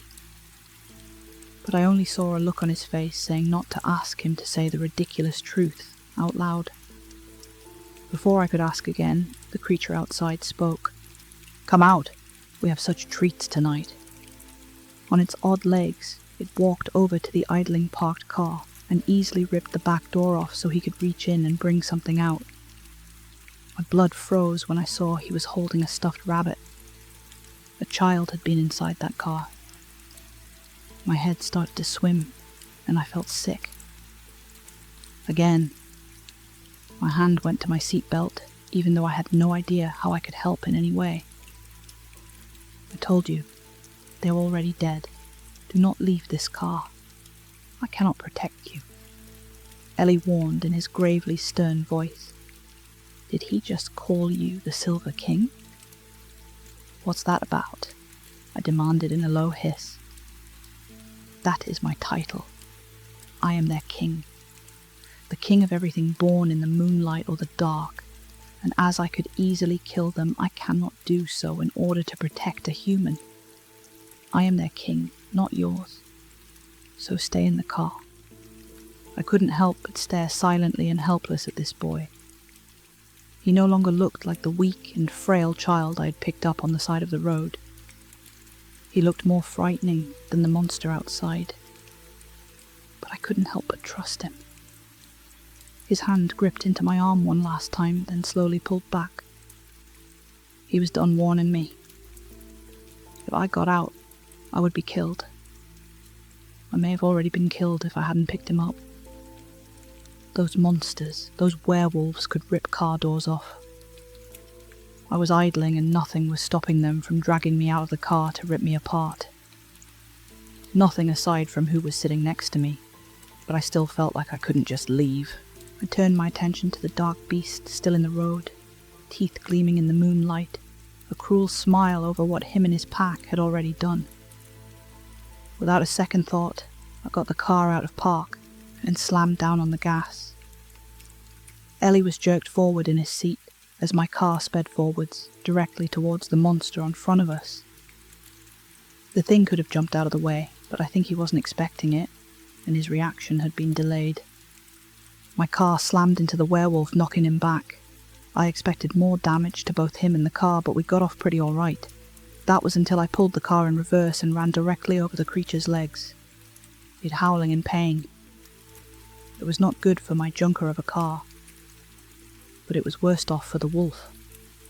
I could only risk running over it once. I saw more of the wolves in the woods glaring at us. Slamming on the gas once more, we sped off, leaving the monster with a set of broken and twisted legs in the road. Even as I drove, I could see that his legs were healing and snapping back into place. I doubted I did any lasting damage, but I was sure I hurt its pride. The others in the woods could have caught us before we got away, but my passenger must have scared them enough to stay away. We were silent for a very long time as I drove along the empty road, listening to my car make grinding noises from time to time. Was that stupid? I asked finally. Yes, but justified. I wanted to laugh. The whole night had just been so out there I didn't know what else to do. But I held it in thinking it would be in poor taste. Once my racing heart slowed down, I noticed I was going well over the speed limit. I thought to slow down, but would rather the ticket instead of those creatures catching up. Ellie didn't talk to me again until we arrived to the police station. Are those things going to find me? I asked slowly. No, I doubt it. They're unaware of your relationship with me. If you had some future use and they killed you, I would be very upset with them. And creatures of the night do not wish to upset me. I sighed in relief, but it came too soon. However, since you have encountered something like them, you're more likely to encounter something else you humans would call supernatural. You're almost guaranteed to be killed by a supernatural threat after surviving the first one. I am unsure of when that shall happen. It could be when you're 100 or a week from now. Going by your luck, seeing as you came across myself and a pack of wolves in the same night, I think. You don't have a long life. I should have been worried about my bleak outlook, but I couldn't help but want to laugh again by Ellie apparently being embarrassed, calling them werewolves. I wonder why he disliked it so much. Is there anything I can do about that? I asked, hoping for a good answer. Enjoy the life you have left. You humans could die at any second.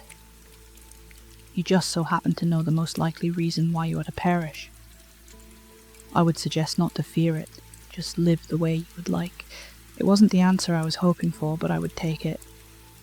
My face fell trying to figure out what my life would be like from now on. How I would be able to live, knowing there was things in the dark just waiting for me.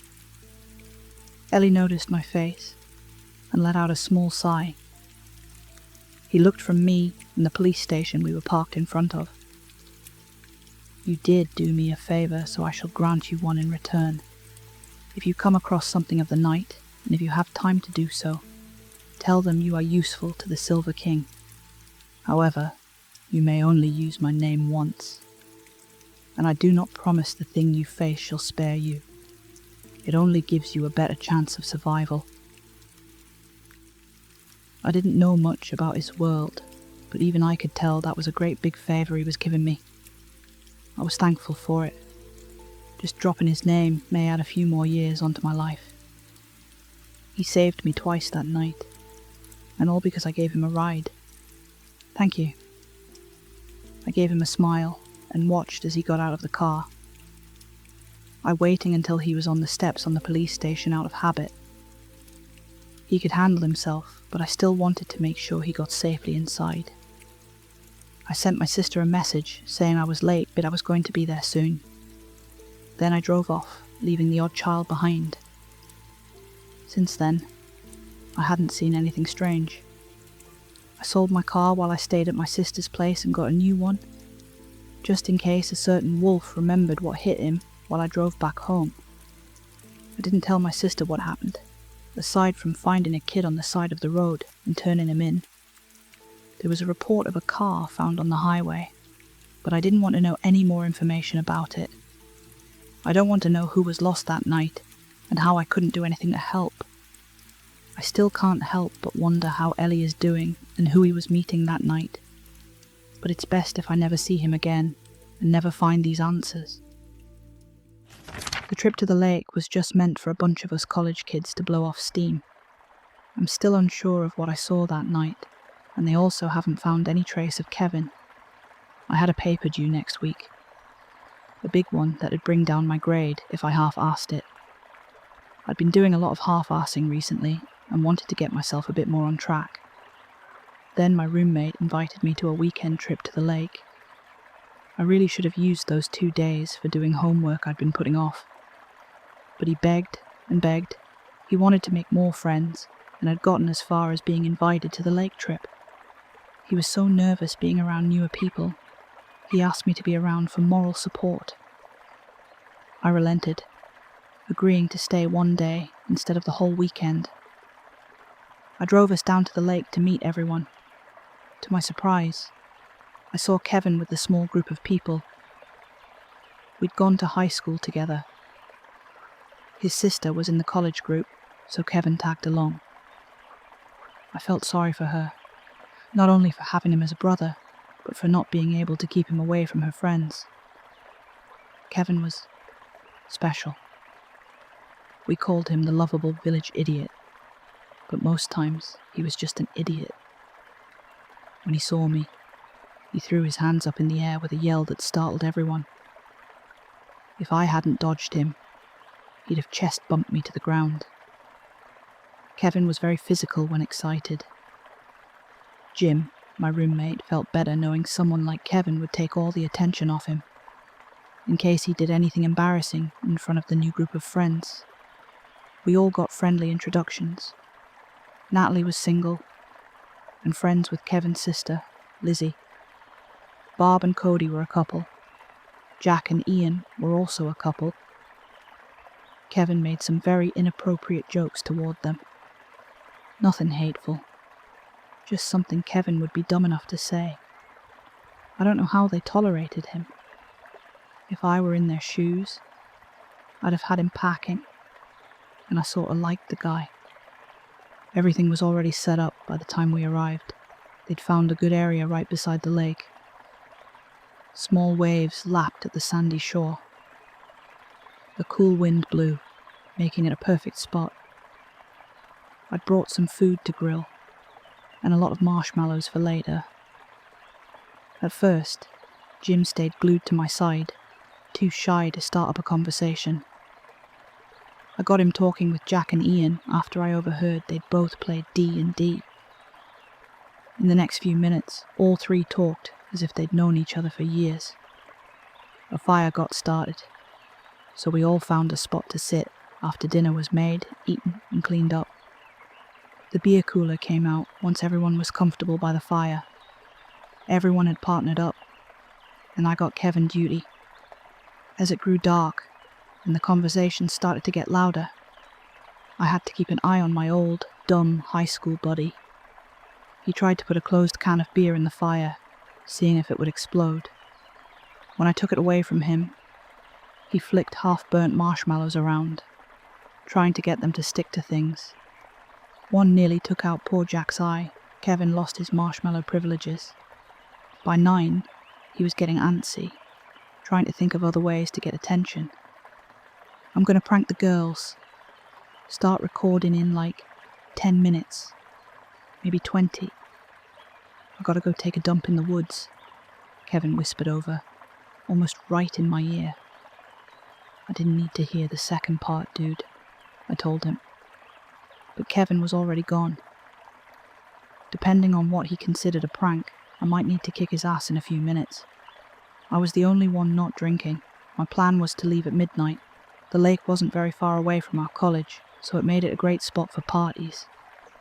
I could get back home at 2 a.m, and I normally stayed up that late on weekends anyway. Besides not wanting to drive home after drinking, I'd never liked drinking to start with. Since Jim was having a good time, I knew it was safe to book it. Having one sober person sometimes brings down a party.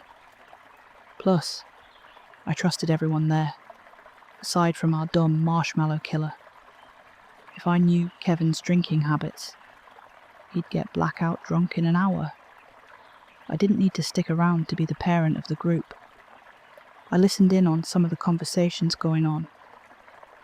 I think the girls had started talking about how lame YouTube pranks had gotten, or how fake those videos were where people gave out food or clothing to the homeless. They guessed that the money was either fake, or that they took it right back after the video, or the person on the receiving end was a hired actor. I knew Kevin had a thing for Natalie. I should have let him do whatever prank he wanted so she'd freak out on him, making it clear he had no chance with her. Maybe he'd be too stupid to take even that big of a hint. I didn't think he'd have anything impressive planned, prank-wise. Most likely just jumping out of the dark, trying to scare us. I looked around, realizing I hadn't heard him creeping around, even though it had been plenty of time for him to do his business and then come back. The lake was dark, and as silent as the grave. I didn't get out into nature often, but I assumed it'd be louder. I didn't hear any crickets or night creatures, only the sound of the water rippling. I was about to look back into the circle of people, and into the light of the fire, when I heard it. Ribbit. That was not a frog. It was someone just saying the word. Clear as day, someone just said, Ribbit. What on earth was our village idiot doing? Ribbit. I rolled my eyes. Was this really the best he could come up with? Did you guys hear that? Ian asked, looking towards the dark lake following my gaze. It's just Kevin messing around. We know you're out there. I shouted the last part, trying to embarrass him into coming out from the dark. The sound came from the lake, like a fish jumping. I squinted, trying to see, because it sounded close. Can you see that? Natalie asked. I could see what she meant. 2 yellow specks off in the lake. It looked like the light reflection animals' eyes did at night. Without any question, those small specks were a set of eyes. At first, I thought our friend had managed a real prank, like he'd attached some lights to something that floated off into the lake. I'd watched some documentary about swamps earlier in the year. Those eyes reminded me of how crocodile eyes looked at night. Or maybe they were alligators. All I knew was, I didn't like the look of whatever was staring at us from the middle of the lake. Maybe it's like a duck or something, I offered. Ribbit. That sound came again, closer this time, as another set of eyes came up looking at us. I stood up, grabbing the flashlight that had rolled by my feet earlier. For some reason, Kevin hadn't taken it for his bathroom run. More sets of eyes started to show up, and everyone was getting a bit freaked out. I was getting scared, even though my rational mind was clinging to the duck idea. I turned on the flashlight to shine the beam out into the lake. When I did, I kept hearing splashing sounds. The damn things moved too fast. No matter how hard I tried, I didn't catch anything in the light. I swept it quickly over the dark surface, listening to whatever was in the lake dipping down. Once the flashlight moved away, the eyes came back. "I don't like this," Lizzie whispered, and Barb took hold of her for comfort. I kept the light in one spot, trying to think of what to do. We really should leave. Whatever was going on, it wasn't best to mess with it. But again, Kevin had to ruin everything. We just couldn't leave him behind. He still wasn't back, and I had a choice to make. "You all should go. Take Jim with you. I'll keep the light on the lake while you leave, then I'll find Kevin. When I get him, I'll drive him back into town with me. I don't know if we should go to the cops or animal control or what. I don't think any of them wanted to leave, but we were all freaked out about staying. Crap. I just thought of how much everyone had been drinking. I wasn't keeping track of them, or who was drunk. I really didn't want them driving. Who's sober enough to drive? In a short conversation, we decided Jim and Lizzie could drive. They'd only had 2 beers compared to the 4 the others had. They'd take both their cars and leave mine. The group started to collect their items when that nerve-wracking sound came again. Ribbit, ribbit, ribbit. Every single hair on my body stood on end. The voices started to get closer. My hands started to shake. I forced myself to stay steady. I was the only thing keeping whoever, or whatever, in the lake. "Just go. Get the stuff later," I hissed at everyone. They all looked reluctant to leave their gear behind. Because the plan was to stay the weekend, they had tents and other gear set up at our little site. I'd imagine all that gear cost a bit of money. For broke college students, it'd be a big blow. I was about to tell them all to go faster, when a sudden burst of movement right outside our firelight made everyone scream and dart into action. I thought I saw a dark human figure creep close to the light's edge.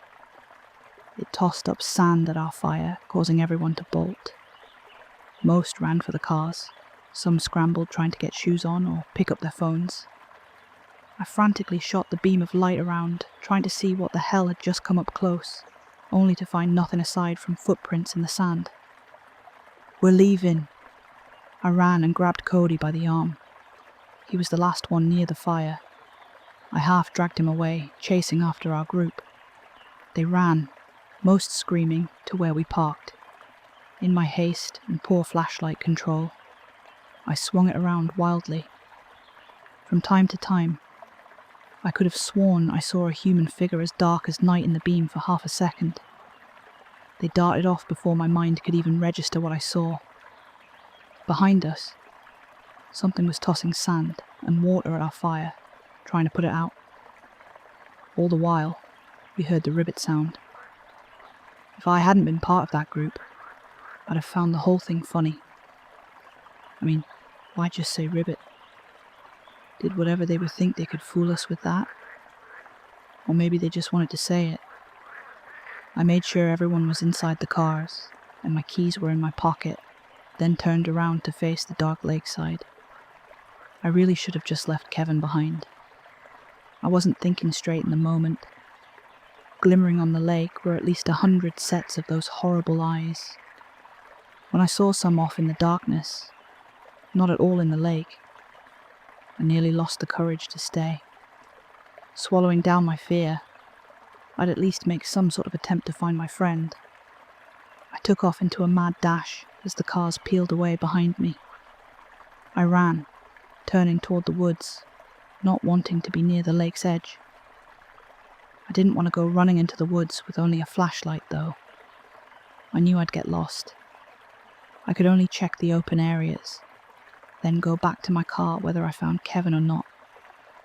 Hopefully, the cops would take us seriously about someone missing and bring people who actually knew what they were doing to find him. In my panic, I thought every tree branch or bush that touched me was a set of hands ready to drag me into the lake. I still heard those ribbit sounds, but fainter, as I ran toward the start of the woods. I scanned them with my flashlight, just praying I'd find him and get the hell out of there. I had to stop after running so hard.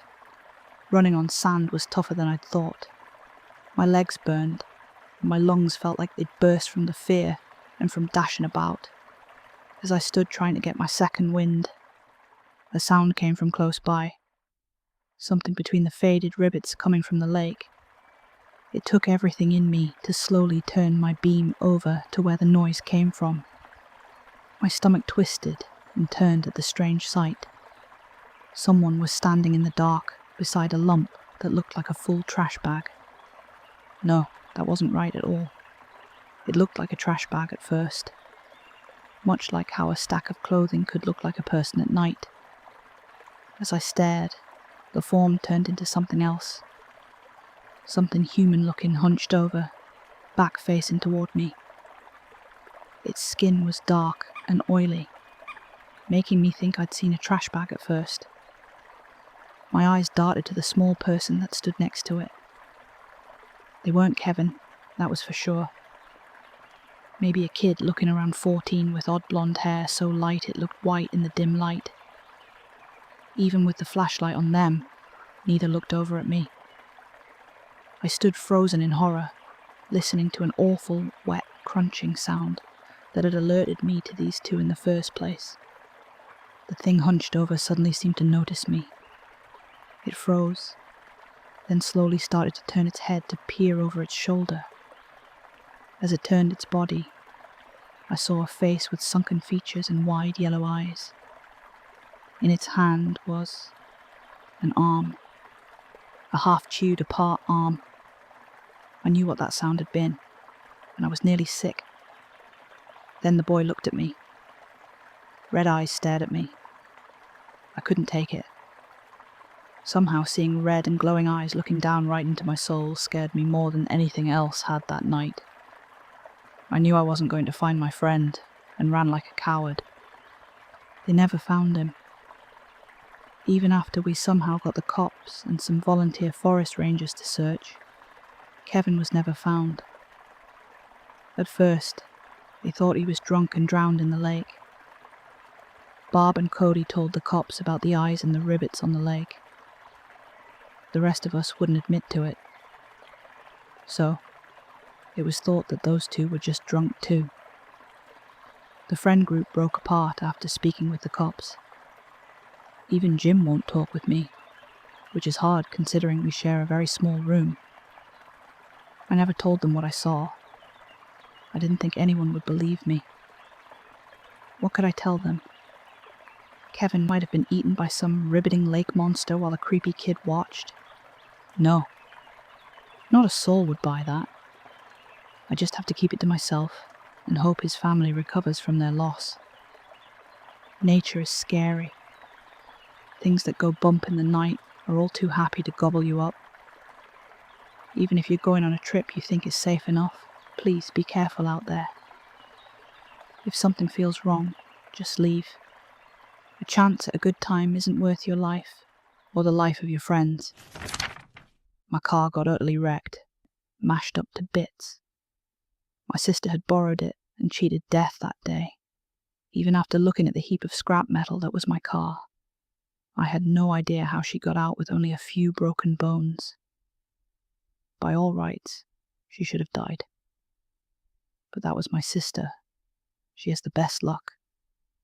She married a good guy, with a decent amount of money for them to live comfortably. The day of the accident, they had taken their car in to get the snow tires switched to all-season ones. Her job wanted her to come in for an extra shift. She almost refused, but I lent her my car for the day. I was so thankful for having my sister, I didn't even think about how I now had to take the bus for work. Thankfully, my boss let me have the weekend off after seeing photos of the crash. He also had no idea how my sister lived. I took care of things while she was in the hospital, and soon found out city transportation isn't reliable. It arrives late, or too early, or not at all. Sometimes it's so packed you need to stand for the entire ride, and it takes forever. A city bus could take over an hour to get to a location that was only a 10-minute drive away. I sometimes could walk faster than the bus, but I couldn't afford getting a taxi to and from work. I thought about borrowing a bike, but it was still cold. During the day, it was fine, but I worked late into the night. Even just waiting for the last bus nearly froze me to death. Sure, it wasn't going to snow anymore, but I'm very sensitive to the cold. I just never adjusted to the climate after we moved further up north. So, no biking home. Aside from all that, the bus wasn't all that bad. I could get some reading in. I couldn't read while driving. And most books I enjoyed didn't have audiobooks. That's how I found myself on the last bus home after a week of missing my car. My sister was doing fine, and I could finally relax a little after a stressful week of being late to work because of my new form of transportation, and losing an hour of sleep each night riding home. Because it was so late. It was only myself and the driver for most of the ride. I still had half the ride to go when the bus stopped to pick someone up. My nose buried inside my latest trashy romance. I didn't even look up to see who it was. Even with the empty bus, they sat in front of me. Odd, but I wasn't complaining. I took a quick glance up and noticed they were short and had bleach-white hair. I glanced at my watch and groaned at how it was so close to midnight. I lived close to the bus depot, so that was lucky. Not every place had a bus running so late. I got off the second last stop. The bus normally turned its light off once I got off, so I knew it was out of service when I was within walking distance of home. In the past week, I had never seen anyone get on this late. I shrugged and went back to my book. Then another person got on, which was weird. I didn't think we had actually stopped, just paused at a red light. But I had seen kind bus drivers who picked people up if they tapped on the front door, if the bus had stopped somewhere. This time I peeked up, but the person who got on was so tall they crossed the bus fast. They were dressed in black and had passed me before I got a good look at them. I started to turn my head for a discreet peek, but a voice in front of me made me stop. "Don't look at it." The voice was soft, and it sounded like it belonged to a child. I stared at the person in front of me instead of the one who just passed behind. "It?" I asked slowly. "May I sit beside you?" It was an odd request, but if I was talking to a child, I didn't see why not. Without waiting for an answer, the small child in front of me got up from his seat and walked to sit next to me. I was guessing it was a boy, but it's hard to be sure of children.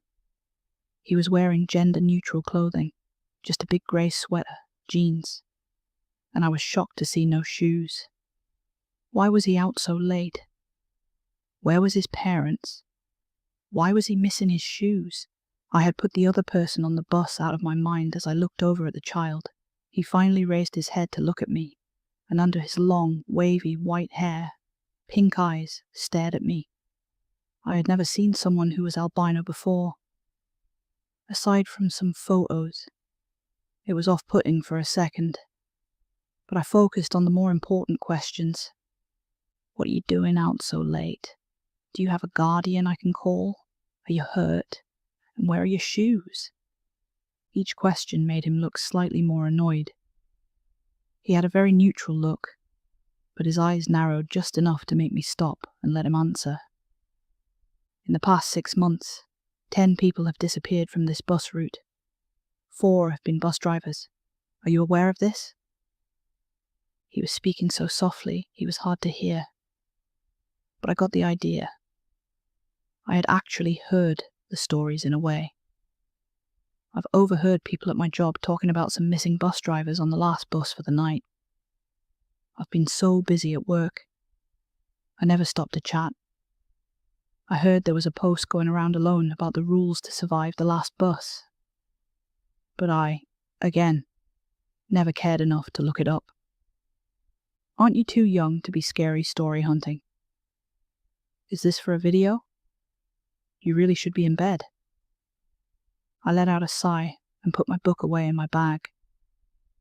I was reaching for my cell phone to see how to report a missing child when he slouched in his seat. Fine. If you do not believe me, then look behind us at the figure sitting at the back of the bus. It's your life, after all. He sounded a little like he was pouting, and strangely, a little too mature for his face. I gave him a confused look. What on earth did the other passenger on the bus have anything to do with this weird conversation? The bus stopped for a red light again. The driver looked in a mirror mounted at the front, so he could see most of the bus. Since we were on an empty street, he felt safe enough to take his eyes off the road and look behind at us. Hey, Missy, who's your friend? And when did he get on? I don't remember him at all. The driver said back to me, looking genuinely confused over the boy's presence. That made me look from the driver to the boy a few times. He was still sulking. I gave his arm a very light poke to make sure he was really there, and the both of us weren't sharing a hallucination. I don't know who he is. He got on a few stops ago, like a few minutes before midnight. The driver looked even more confused. The light had turned green, so he started the bus back up, just to pull off to the side of the street and out of the way, in case any cars came past. He then got out of his seat and started to walk towards us. I mean, he honestly looked like he had no memory of letting the albino boy on. And he was a child, out in the middle of the night. It was a good idea to stop and try and figure out where he was going and why he was alone. Hey, champ, what's your name?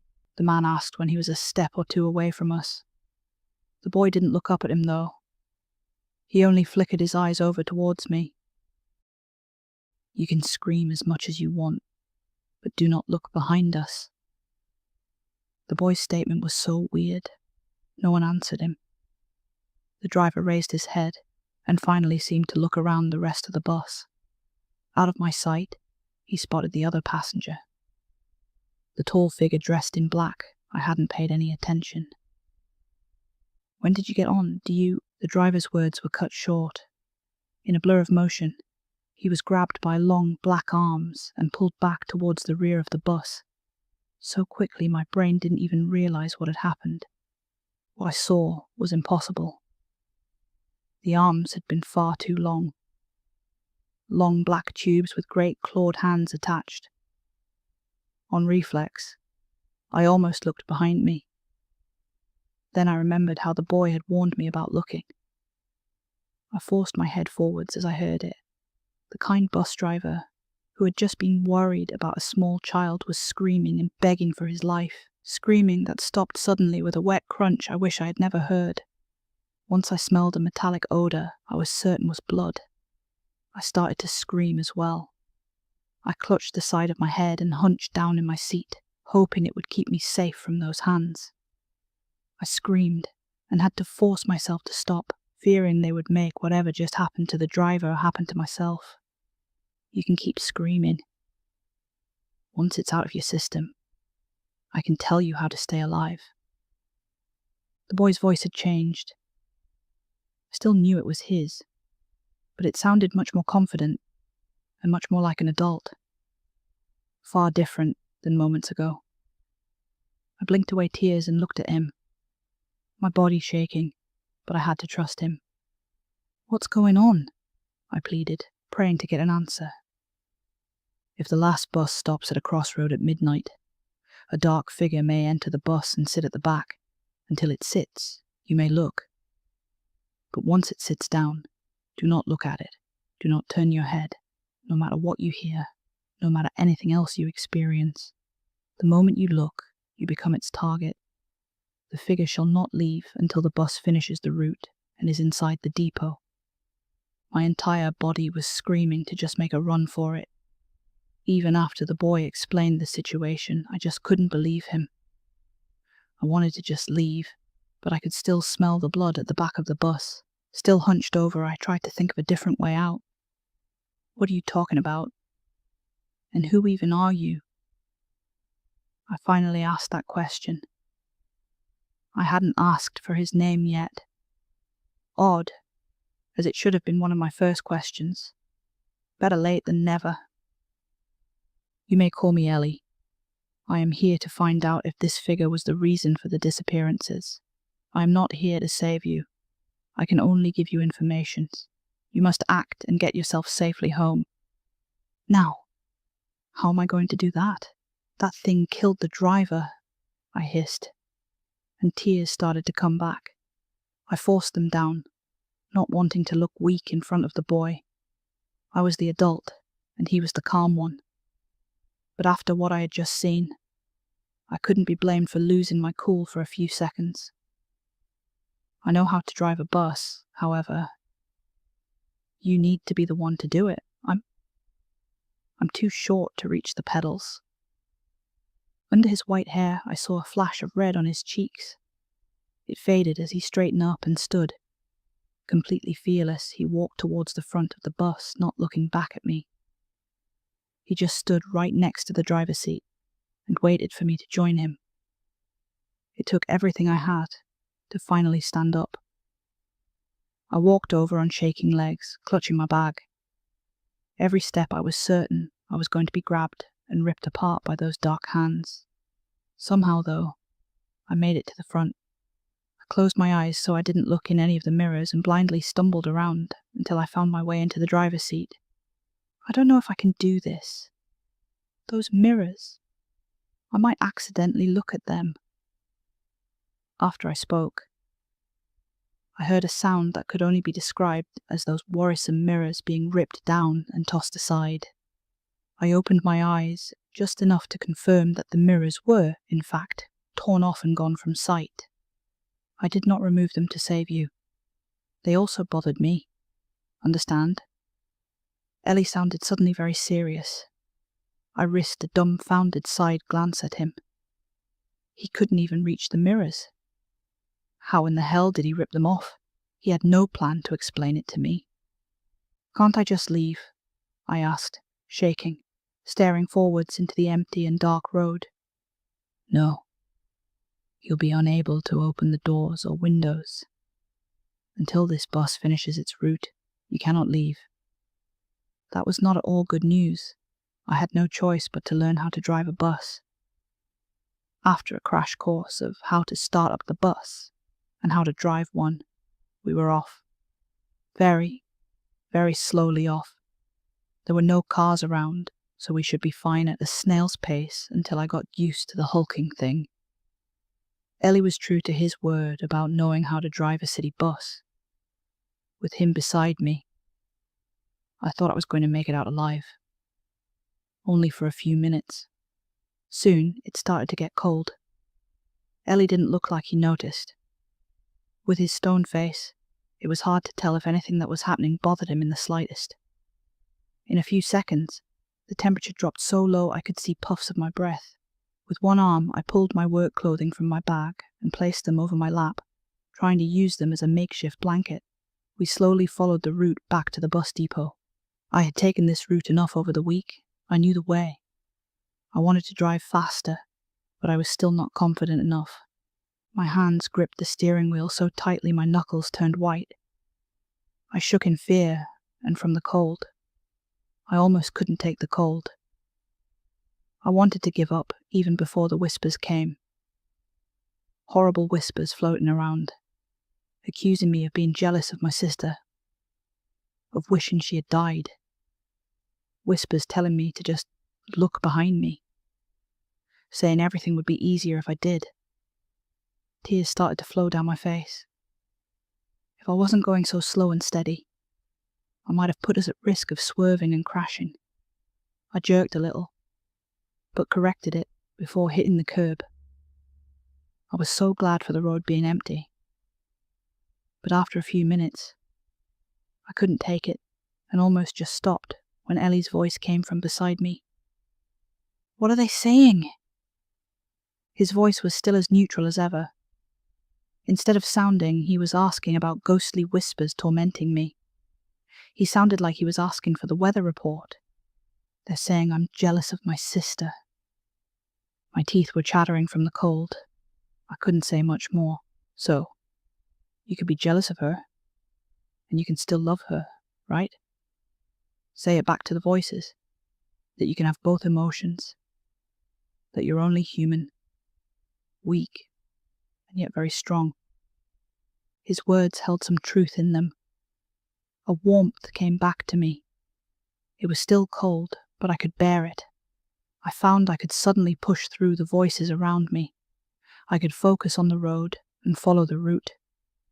We were so close to the depot. If I just pushed through for a few more minutes, I would be fine. I could go home. I repeated those words in my head. I would be fine. I could go home. I would be fine. I still loved my sister. I would be fine. Even though I was driving faster, those last few minutes felt like an eternity. But we finally arrived to the depot. I panicked for a few seconds, but Ellie's told me where to go. Oddly enough, everything was unlocked. The large garage door for the buses was open and dark. No one was around. I wondered if Ellie had anything to do with this. He was so clearly not human at that point. Child or not, he had to have something to do with the fact no one being ready to receive the last late bus. The moment I parked and shut the bus off, I let out the biggest sigh of relief. I was ready to leave. Beyond ready. "Don't move yet. Let me look first." I was a little annoyed at Ellie. But he was right. He had said that the dark figure would leave after the bus was in the depot, but it's best not to take risks. I looked sideways at him as he turned his head to look behind us. He stared, and I couldn't read the expression on his face. He was about to look back at me to give the all clear, but those long dark claws came shooting out. In utter horror, I watched the claws rip through his shirt and into his stomach, so hard they slammed his small body against the toll collector, so hard it bent the metal. Ellie had a look of confusion. He didn't shout or cry out in pain. I reached out my hand to grab him, but was too slow. He was dragged out of sight and to the back of the bus. And I wasn't having any of it. I had seen a photo the driver had put up of his family. This man had people waiting for him, and that creature took him away. And now it broke the rules and snatched Ellie. In my rage, all my fear disappeared, and I closed my eyes and stumbled off of the driver's seat. I fumbled around and found one of the mirrors that had been ripped off. I gripped it by the pole it had been attached to the bus. I was surprised by its weight, but I still lifted it off the ground and made my way to the back of the bus, eyes still closed. I bumped into a lot of the seats and tripped over the 2 steps that led to the upper part of the bus. I honestly had no idea what I was going to do with a broken mirror. The driver had been killed seconds after he was grabbed. I had wasted so much time, and feared Ellie was already gone. If that was the case, I would beat the dark figure with the heft mirror I picked up. It was a dumb idea, but I was so pissed off I wasn't thinking clearly. "Leave him alone, you piece of..." I was screaming, but stopped short when I heard a calm voice. "What are you doing?" It was Ellie's voice, but I still didn't dare open my eyes. It could be a trick. I debated on if I should just start swinging away, but my brave assault was stopped before it even started when the mirror was ripped from my hand. "You can open your eyes now. It's fine." I shouldn't have trusted it, but I had to see if Ellie was all right. Slowly, I cracked open my eyes, just enough to see the boy sitting on the back seat with an empty black trench coat beside him. His sweater had been torn, but I saw no blood. None of him, or even the driver's blood I had smelled before. "What the hell?" I snapped at him, feeling pretty angry and confused. When something moved and fluttered around under the trench coat, I moved back. I can't go into too many details. You know those rules I told you earlier? The figure broke them. Not only did it take bus drivers, making it impossible to give riders a chance, it tried to kill me after we pulled in. I assume it would have killed you if I didn't demote it first. I need a whole lot of information, like what that thing is, and what you mean by demote. Are you... it's... boss? You actually don't deserve any information. You should just be leaving, but I shall tell you a little. I am not its boss. I am its king. I stifled a snicker. Ellie went on. This figure is a type of creature that must go by certain rules to take humans. The more humans it takes, the stronger it gets. The stronger it is, the rules it goes by changes. If it finally gets strong enough, the final rule is just a human looking at it, but none really make it to that rank. They cheat, trying to get stronger faster. It's my job to find these troublemakers and knock them down a few ranks. I guess that makes sense. So, I guess I'm lucky you came by to save me, huh? I did not save you. I gave you information. You drove the bus. You didn't look behind you. If you looked before I did, you would have been killed. You followed the rules this creature has been bound to. Ellie was giving me a hard look, but I could tell he was trying to act tough in front of the creature hiding under the trench coat. He was the one who offered to look first, but he was trying to act it as if I was the one who had made the choice. I didn't know what the big deal was, so what if he helped me out? But he was so adamant, I decided to drop it. I heard a noise behind me before I could really answer him, and looked over to see that the bus back door had opened. When I looked back, only Ellie sat, but the black trench coat, gone. You should go home now and forget this entire thing. Ellie got up and started to leave the bus, and I followed behind him. The bus depot was within walking distance of my place. I could easily get back home, but it would be impossible to forget what had happened. A man died.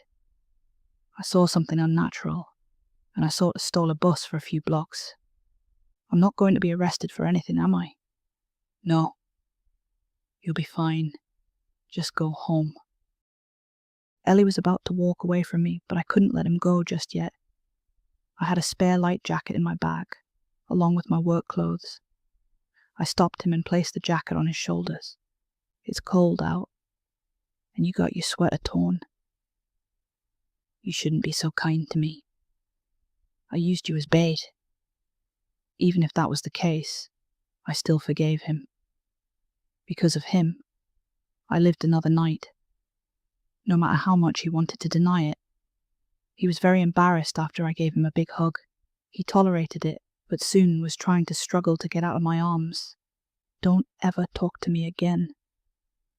With that quick dismissal, I watched as he jogged across the street and away from me. I thought he was a good kid, but I had to agree. I never wanted to see him again. A day before Halloween, a co-worker asked me for a favour. I work as a deputy in a small town where nearly nothing happens.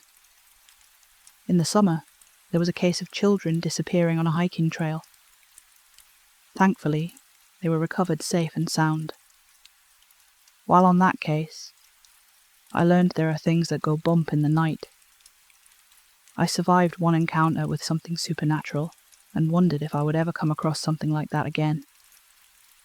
My co-worker, Miranda, lived in a bigger city close by. She was the only criminal pathologist in the area. Because we hadn't had many suspicious deaths, I only had a vague idea of her job title.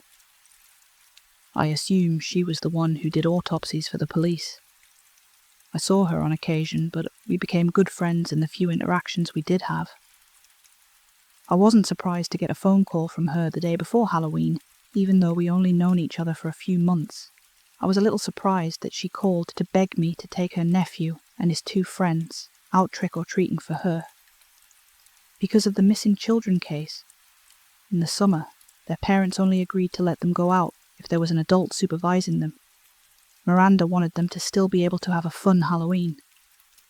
She was working, and I was the only option because of the parents' busy work schedule. I agreed, and found myself driving into the next city over and getting 4 kids dropped off. I really appreciate you doing this, Miranda told me while she was handing me the kids' trick-or-treating bags from her car. The night before, we went over the route and the plan for the night. She even printed me out a map to follow, because I didn't live in the city. I drove over to browse the shops on the main street fairly often because my small town didn't have the same selection. I knew the downtown areas well enough, but not the suburbs. She then started to introduce the kids to me, as if I didn't already know their names. She was nervous. Not about trusting me, but rather what kind of trouble the kids may try and put me through. This is Sam, my nephew, his friend Kim, and his little brother Jerry, but everyone calls him Jer Bear. Oh, and who is this one we picked up today? Sam was around 13, and the oldest of the bunch. He was dressed as a skeleton with a bodysuit and face paint. His friend Kim was slightly shorter and dressed as a vampire. I was a little surprised they had some pretty plain and classic costumes instead of a superhero or some character from a show. They explained to me they had a costume theme every year, and this year as a classic theme. Oh, this is Ali. She's cool. We made friends with her at the fair today, Sam explained, introducing his friend. Ali said nothing. I couldn't even tell if she could see with that oversized pumpkin on her head. She's shy. But yeah, really cool. She won us all toys at the fair today. She's awesome at those games, Kim added in. The pumpkin head nodded, acknowledging their statements. I was aware of a Halloween-themed fair held during the day near a cornfield and pumpkin patch. Due to it being family-orientated, I never went before. I was glad the kids had fun today and picked up a friend. Having one extra child to watch over wasn't a big deal. It was barely any extra work. I would just need to get her address so I could drop her off at home at the end of the night. Everything was so close together in the city we wouldn't need my car to bring the kids back at the end of the night. I hope you don't mind another one. I didn't have the heart to leave her behind, Miranda admitted. No problem. I can handle 4 of them. You should be getting to work. We'll hit up the shops on the main street before doing the houses, I said with a nod. Miranda smiled at me, glad that I could help out. She checked her phone and groaned at the time. Judging from that reaction, she was late for work. Thanks again, Hugh. Now kids, please be good and don't wander off. You all have my number, and Sam has a phone for emergency calls only. Watch for traffic and all that. I really need to go, but send me a message when you get home, all right? All the kids chimed off that they understood. Miranda still looked a little worried, but she needed to get going. Given a few more goodbyes, she was in her car and drove off to work. I don't know if Sam knew what his aunt did as a job. I'm sure he would think it was a cool and not be scared by it. Jer Bear, I'm going to hold your hand for a bit, all right? I asked him and offered the boy my hand. He took it with a small nod of his cardboard head. He was a slow walker, so I kept pace with him, trying to shuffle around in his costume while Sam and Kim took off a few feet in front of us. Ali stayed next to me. I watched as the 2 older boys went up to shop fronts to collect candy, and I carried Jerry over to make sure he got his trick-or-treating done while keeping up with the other 2. Strangely enough, Ali wasn't collecting candy. The jack-o'-lantern would silently look at us as she hung back, and me and Jerry walked up to the storefronts for candy together. Even if she was that shy, it would be a shame that she wasn't having fun that night. Keeping an eye on Sam and Kim, I went over to her. "Do you want us to slow down so you can trick-or-treat too? Did you bring a bag? If not, we can buy one really quick." She raised a small hand and gave me a wave as answer. She wasn't interested in trick-or-treating or speaking. I thought the only reason why a child wouldn't get free candy is because of strict parents, or they really couldn't have sugar. I wasn't going to force her. I just hoped she was having fun watching. Sam and Kim were getting too rowdy and far away from us. I started to hurry along while getting permission to pick up Jerry again. I didn't want to surprise him by picking him up without any warning. His costume was homemade, so we both needed to be careful while I lifted him up not to do any damage. I offered Allie my hand, with Jerry in one arm. She gladly took it, and we were off trying to catch up to the other boys. The main street was filled with little ghouls and goblins. I almost lost track of mine. They both stopped and chatted with some friends, long enough for me to find them again in the crowd. Being a full-grown adult in a swarm of children helped if you were looking for a certain set. "Is this your uncle?" one of the new kids asked when I walked over. I felt my face flush a little. I was already getting teased at work by just having Miranda's number. I didn't know how to react getting the same thing from the little ones. "Nah, he's a cool dude though. My auntie's friend." Sam explained, and the other group of kids got it right away. I was glad that he considered me cool, but did kids nowadays still say cool dudes? I was way out of touch on the lingo. I was starting to think that they just said whatever came to mind. "Oh, we haven't said hi to Jerry yet," one of the new boys from the group chimed in. They all turned and looked over to me, still carrying Jerry. All of them at once gave a big "Hi, Jerry," as if this was a routine they always did. Jerry gave a shy hello back from under his cardboard box. These kids were all right. "What do you think is the scariest thing, Mr. Hugh?" one of the new girls asked as I followed behind them. "Taxes," I answered honestly, and they all groaned. It was nice to be included for a few seconds. They all started to chatter about scary movie monsters and online rumours. I only caught a few words because of how fast they spoke. They all agreed zombies were lame and not scary, but spiders were in fact very frightening. They walked together, and I found a few of their parents followed along with us. They spoke to each other, but not with me, because none of them knew who I was. After all, I did not have a child of my own, so they would have no reason to have ever met me. We nearly came up to the end of the main street, and to where everyone would need to go on their own routes for the night. I spotted a girl in the crowd I recognized. It was one of the children who went missing a few months ago. She was dressed as a little witch, and her parents were close next to her. At least they let her go out tonight. I didn't approach them so they could keep having a normal Halloween. I may have been the one to bring the kids out of the woods, but I was not the one who saved them. What happened was supernatural in nature, and that meant I could never tell anyone the truth. The real hero would never be known about. Almost every other day, I wondered about that kid and how he was doing. Before the group broke away, and we all went in different directions, a mother noticed Jerry's costume was falling apart a bit. She gave me some tape to fix it if it got any worse. I thanked her. He worked so hard making it.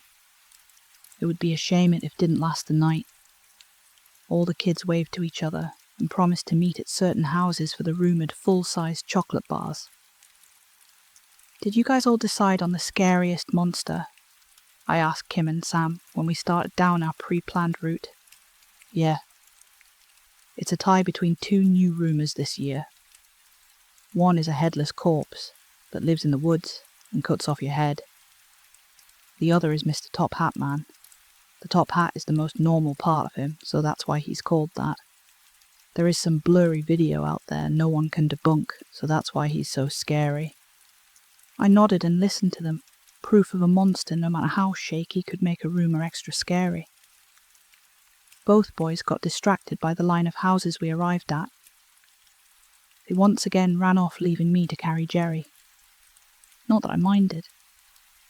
For the next while, I kept reeling them back in and checking up on Ali. She didn't say anything, but I still wanted to double check. Near the end of the trip, Sam was looking tired.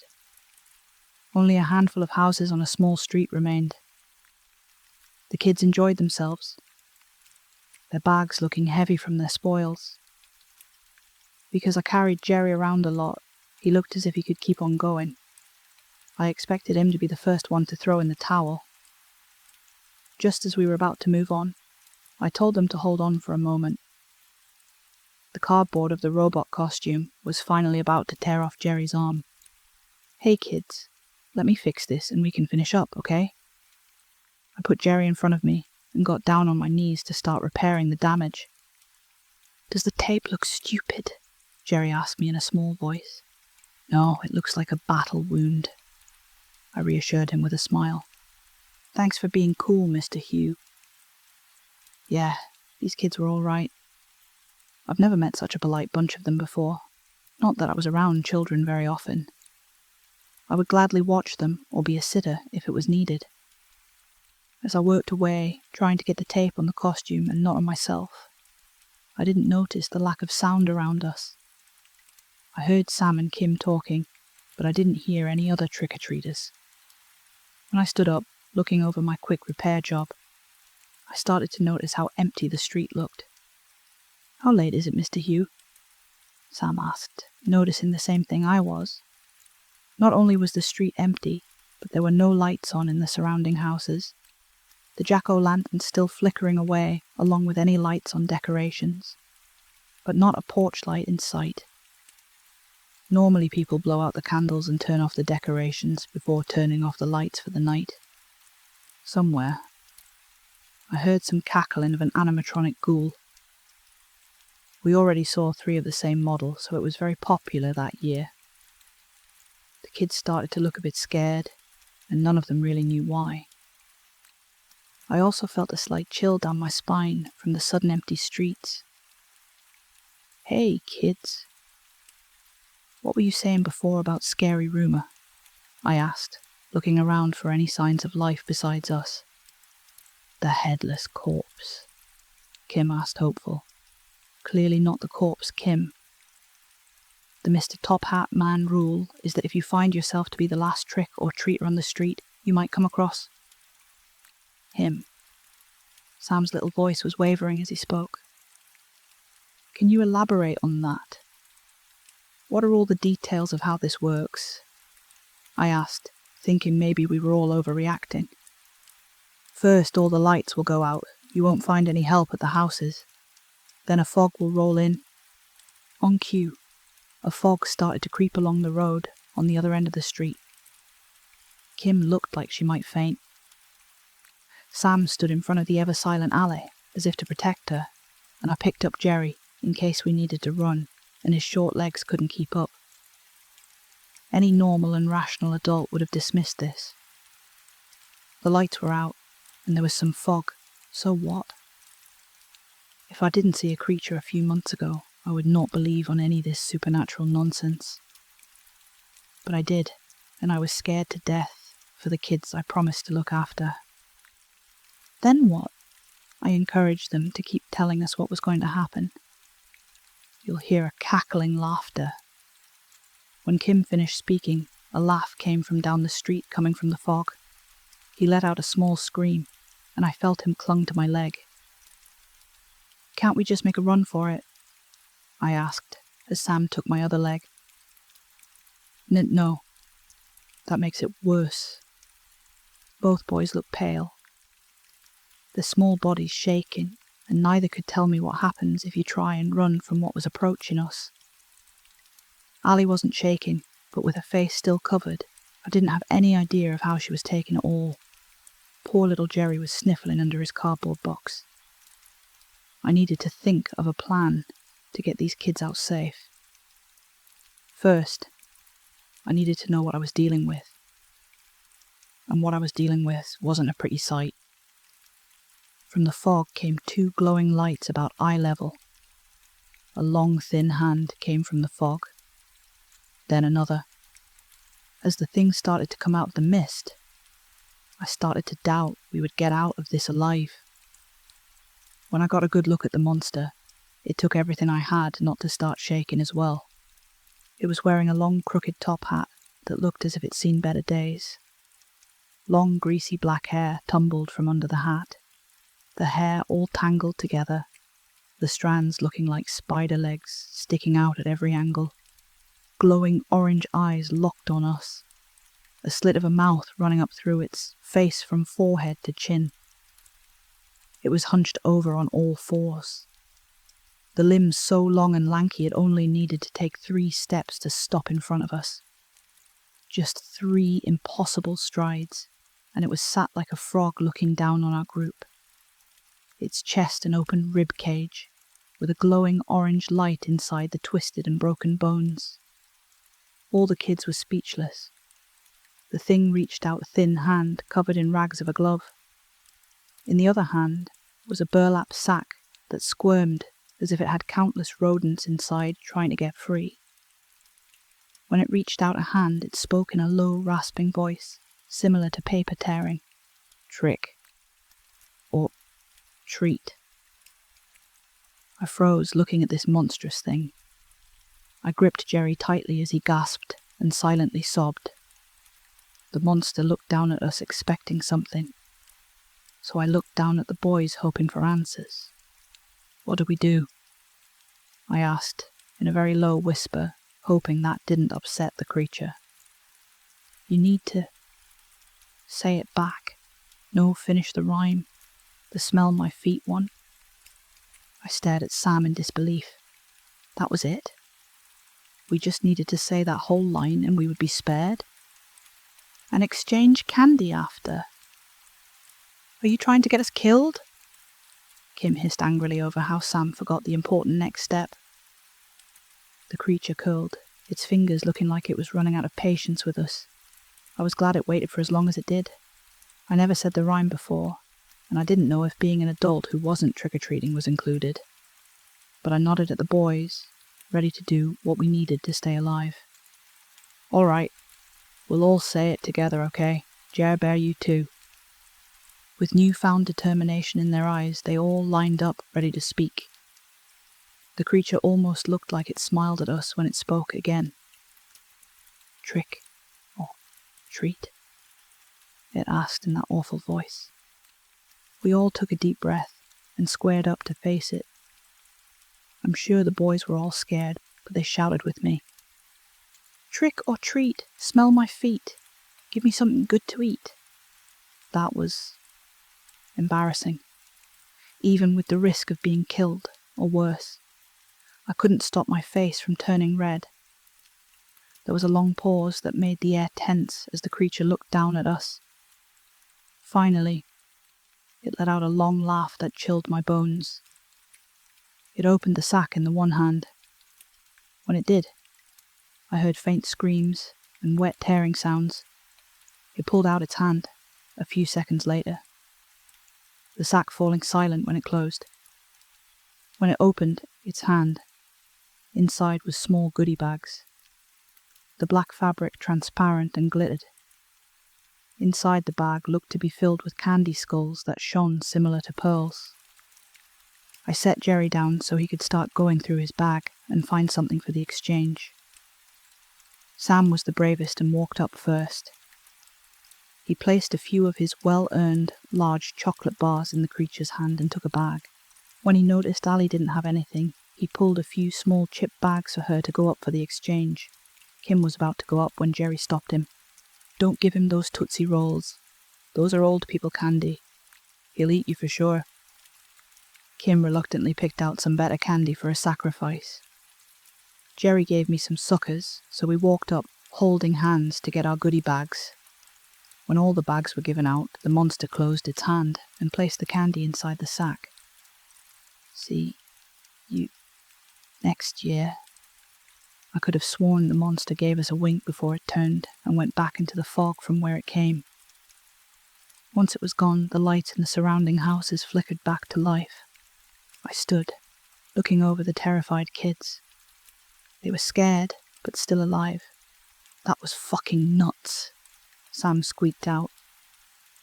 Kim gave a nervous laugh, and I did not scold Sam over his choice of words. He was right after all. None of them wanted to stay on the streets for any longer. Thankfully, they all lived pretty close by. Each of them nearly dragged their heavy pillowcases full of candy and looked dead tired from their ordeal. Kim and Jerry were dropped off first. We walked them right up to the front door and watched as they unlocked it. I was going to miss both of them. "Hang on, let me text Miranda you got home safe," I told them. "She's probably elbows deep in a dead guy and won't see it," Kim commented. So the kids did know what her job was. Still, I need to make sure she sees you got home fine. I snapped a quick photo of them at their door and sent it off. Both looked as if they weren't ready to leave yet, even after what they went through. Their parents would be home by now, so they wouldn't be alone. "Thanks, Hugh, for believing us. Adults don't really listen," Kim said, looking a bit bashful.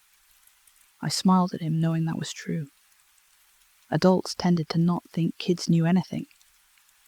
These boys may have heard people telling them their whole lives they weren't right, or just dismissing them altogether. "Can you take us next year?" Jerry asked in his small voice. "I hope I can. Now get inside and tell your parents you had fun." With a few goodbyes, both the boys were finally home. Sam was a quick walk back to a main street. I carried his candy bag for him because he looked so tired. While he walked, he looked at the glittering black bag of candy skull clacking together. I doubted he would eat any of them, but they were pretty to look at. He lived in an apartment above a closed shop. I sent off another text saying he got home safe. He even opened a window and waved down at me when he got inside. I now only had the silent alley to take back home. She never gave me an address, or even her full name. I offered her my hand, and she took it. We walked a few blocks, some stores still open and lights on. Finally, I broke the silence. "Did you have fun tonight, Ellie?" The small figure froze at my question. The hand dropped from mine, and the jack-o'-lantern head turned slightly upwards towards me. Slowly, small hands came up to the plastic head and pulled it off. White wavy hair tumbled out from under it, sticking to the child's face due to how sweaty it must have been inside the pumpkin for the entire night. A pair of red eyes looked over into mine. "Was it that obvious?" Ellie asked, speaking for the first time that night. Ellie was a boy I'd met a few months back. Because of his gender-neutral features, it was easy for him to pass off as a girl. He was the real hero, who saved a few children that went missing when we first met. His job title was something very impressive, and I was under the impression he was very strong. "You're not wearing shoes," I pointed out. That was the first clue. The alley name was so similar to his own that it was a pretty big giveaway. He lifted a foot and wiggled some toes, debating on if he was angry or not, that his cover was blown. I was glad he decided on not to be angry. He couldn't keep his real identity hidden. "I thought someone like you would be busy on Halloween. Did you have the time to hang out with us?" Me and the law of physics have an understanding. I can be in two places at once, but not in the same place at the same time, Ellie explained. I didn't fully get it, but as long as it worked for him. "Did you want to dress up as something else?" He didn't know what I was talking about for a few seconds, until he realised he had some cat whiskers and a nose from a face-painting booth still on his face. He rubbed at it embarrassed, but only smudged the paint. "I needed to think of something when I heard your name." It was a last-minute costume idea. You never should have come across me a second time. My understanding of Ellie's job title was he watched over monsters and made sure they weren't breaking any rules. As far as I could tell, the creature we came across that night was very fair and patient. So, I didn't know why Ellie was here checking up on it. Why are you here? I'm glad to see you, and all, but I don't think you were really needed. Ellie shuffled on his feet after my comment. He started to turn the plastic pumpkin head in his hands, thinking over his words. That creature is new. I made it last year and want to see how it was doing. You made it? Do you make all the monsters? I asked, slowly, not understanding anything about his world. No. I very rarely make creatures. This one was going to become real, and I wanted to control some aspects of it. Sometimes rumours can create facts. I sensed that happening and told my own version. I ensured it spread before something else did. Children do not understand consequences. They would have made an impossibly terrifying creature if left to their own devices. I knew what he was getting at. Instead of a creature with rules, they would feel the need to one-up the next person. Whatever monster a bunch of kids would make up on their own would become something impossible to survive. Ellie sensed that and created something kinder. Ellie went on, still spinning the empty pumpkin, but not meeting my eyes. Halloween has become somewhat dull. I felt as if there was a need to make something scary and yet fun. Children should be scared a little, and they should be able to enjoy it as well. I think those three did. He looked up at me with the smallest of smiles on his face, and I agreed with him. A small pain came to my chest when I realized that Ellie would never see his three friends again. People weren't really meant to see him. I was lucky I came across him a second time. I dearly wished he could enjoy himself, but his job prevented that. I looked up from him and noticed how empty the street was getting. We stopped in front of a cafe's a few minutes before closing. Stay here for a second. He looked a bit confused, but nodded. I ducked inside the cafe for a few minutes and bought the last few items I'd seen in the window. When I came back outside, I had my hands full and hidden behind my back. I got down to Ellie's level, hands still hidden. He clued into what was going on, and a small flush came across his face. You need to say it. With some hesitation, he held out his empty pumpkin. In a small voice, he answered back, "Trick or treat." With a large smile plastered on my face, I placed 8 candy apples into his bucket. Ellie was also smiling. He looked down at his treats, and I was positive this was the first time he was able to go trick-or-treating. I swear if I knew how, I would have adopted that supernatural child right then and there. "Can I bring you home?" I asked, and he shook his head. "There's a bus stop a few blocks down the road. You should stay away from the stop, though. The bus I'm taking does not like humans." I stood up and held out my hand again. He took it without a second thought. We walked a short distance in silence. When I could see the bus stop from across the street, I paused, and Ellie slipped his hand out of mine. "Take care of yourself, all right?" I told him, unsure of what else to tell him. He gave me a comfortable smile, looking as if me saying such a thing was a silly thought. He was stronger than any monster out there, but he was still a kid who got excited over candy apples. I stayed to watch him cross the empty road and sit in the lit stop. He sat on the bench, pumpkin in his lap. His feet swaying, he already picked up an apple and started to eat it before I forced myself to leave. He didn't need me around to watch him even though I wanted to. I've thought back to that night, and I know Ellie was right. Sometimes it's fun getting a little scared on Halloween. With the cold weather finally setting in, it makes me wish for summer. I've always loved summer because of the freedom. I could stay up late or just do whatever I like with my days. Now that I'm so close to being an adult, it's fully sunk in that I won't ever have that kind of freedom again. When I was 13, I met someone I'll never be able to forget. He was what I thought summer represented. I hope letting others know about our time together makes it so he doesn't fade away into a hazy memory. It was humid on the day we met.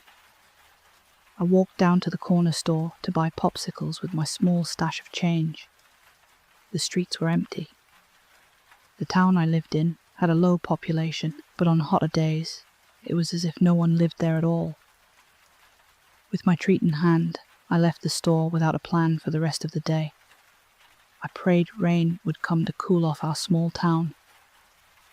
I first noticed him on my walk back home. An old cemetery was across the street from the store I bought snacks from. Since I'd walked by it 100 times, the place didn't spook me like some of the other kids my age. Someone short was standing by the locked gates, staring as if he wanted inside.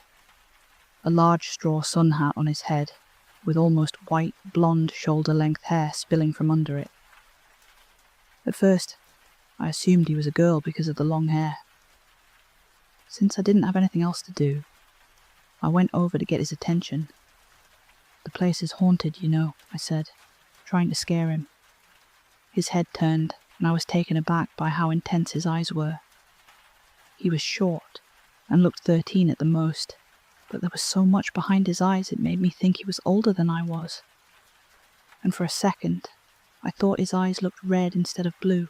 I blamed it on the harsh sunlight. "Every part of the world is haunted in some way," he spoke in a softer voice that sounded a bit girlish. "Right. Hey, wanna share?" He was weird, but I didn't have a lot of friends, so I couldn't be picky. I opened my popsicle and snapped it in half, offering it to him. He looked confused, but accepted the offer. "Did you just move here?" I pressed after we'd eaten in silence for a minute. No one came to this town unless they were seeing family, so he wasn't here for a day trip. I'd never seen him before, which made me wonder where he came from. "I've got a small task here. I'm just waiting for a storm," he said in a cryptic manner. Yeah, really weird. But he was still nice enough. "Do you want to do something? There isn't much around here, though. If I ask my parents, they might give me money to watch a movie. There's a theatre that shows older ones for $2 per person," I offered. "Is that the Stallion Theatre? I think they used to let you fill up a large bag of candy for $1 as well. I vaguely remember getting a bag of gummy sharks." He trailed off as if trying to remember the rest of a story. "That place closed when I was 6 or maybe 7. I heard it was pretty awesome. The ticket prices were a lot, but the food was dirt cheap. The new theatre is the other way around." "Did you grow up here or something?" I hadn't heard anyone but my parents mention that place after it closed. Maybe he'd moved away around that time. Or something. Another weird answer. I finished off my popsicle, ready to spend the rest of the day hanging out with my new friend, regardless of how odd he was. "I'm Evan. What's your name?" I said. I would have offered to shake hands, but mine was sticky from my treat. I thought I saw a bit of colour come to his cheeks, and he acted as if he didn't want to tell me a simple thing like his name. "Ellie." I looked him over again, wondering if I'd mistaken a girl for a boy. He was on the smaller side, but I was positive he was a guy under his baggy t-shirt and shorts. It must be a cute nickname. Whatever. A kid at school went by Donkey, so who cared if Ellie's name was a bit girlish? "Ellie's a girl's name," a voice from behind us spoke. For a larger kid, Tommy sure could sneak up on people. I hated Tommy. He claimed people didn't like him because of his weight, but it was because he was a dick. No other way to say it. He caused problems whenever he could, then cried victim if you told him to grow up. He honestly acted like a poorly written school bully on kids' shows. "If he's a boy, then Ellie's a boy's name," I shot back, knowing it was just going to make him angry. "And you've got a girl hat." With one swift movement, Tommy grabbed Ellie's hat off his head. The bully was taller than us and looked at least 3 years older. I often just took the abuse, knowing I couldn't physically do anything about it. "Did your daddy give you this hat?" Tommy mocked, ready to act if we fought back. "Yes, in fact, he did," Ellie said, his tone perfectly calm. His skin was pale, so he needed that hat to not get burned. Tommy sneered, then dropped the hat to the ground. I saw his foot rise, ready to stomp it flat. Ellie did something I didn't expect. He charged forward, knocking Tommy to the ground. I scooped up the sun hat and started running. Tommy shouted, his face red from anger. His long legs easily caught up with us. He grabbed Ellie by the hair to pull him back. I shouted, praying an adult would see this before the smaller boy got hurt. Ellie didn't take the abuse lightly. He bit Tommy so hard he drew blood. He was tossed to the ground, scraped his elbows, but he didn't let up. With another football tackle, he got Tommy on his back. He sat on his chest and gave the bigger kid a few good punches to the face. I needed to drag him off for us to make our getaway. Ellie shouted some threats as we left. We ran until we couldn't anymore. We collapsed, faces red and breathing heavy. If Ellie hadn't fought back, Tommy would have ruined the hat and left us alone. I handed the rescued sun hat over to him, wondering why he'd exploded the way he did. "My adopted father gave me this," Ellie explained after he'd recovered. That made sense. No wonder he'd so fiercely protected it. Tommy wasn't the best person, so getting put in his place for once wasn't the end of the world. In that short interaction, Ellie turned into my hero. I offered to let him come over to my house to get cleaned up. He refused and said he'd meet me at the theatre after I got more pocket money from my parents. They gladly gave me some when they heard I'd made a new friend. I lived close to Tommy, and I half expected him to come and find me. Thankfully, he kept his distance that day. When I needed to head home after the movie, Ellie didn't give me a way to contact him. I had email and some social media accounts I only used to chat with friends on, but no cell phone. I just had a shared computer at home. We picked out a meeting spot so we could hang out again the next day. Ellie was late. I wanted to walk along the trails in the woods. I almost went without him. When he arrived, he apologized, saying he'd had something else to do that day. I easily forgave him so we could start the hike. He wasn't very talkative, and yet he didn't seem indifferent. We took a break after a few hours for me to share the lunch my mother had packed and to catch grasshoppers. Ellie didn't seem to understand the appeal of catching bugs. It was as if he hadn't had the chance to just be a kid. He wanted to act like one, though. His almost adult personality held him back a little. I heard rumbling off in the distance at the end of that day. Deep down, I was convinced Ellie would disappear after a storm rolled through. Thankfully, it didn't rain that night, or the next day. We departed, promising to see each other again. I was only able to spend less than a week with him. On the 4th day, I requested he come by for lunch. My mother wanted to meet my new friend. She offered to make my favourite meal to bribe me to ask him to come over. He wasn't too keen on the idea of meeting my parents. He was too shy for that sort of thing. After a lot of gentle begging, he caved.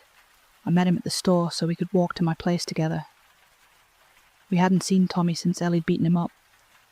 The threat of him had left our minds. That was, until we started to walk by his house.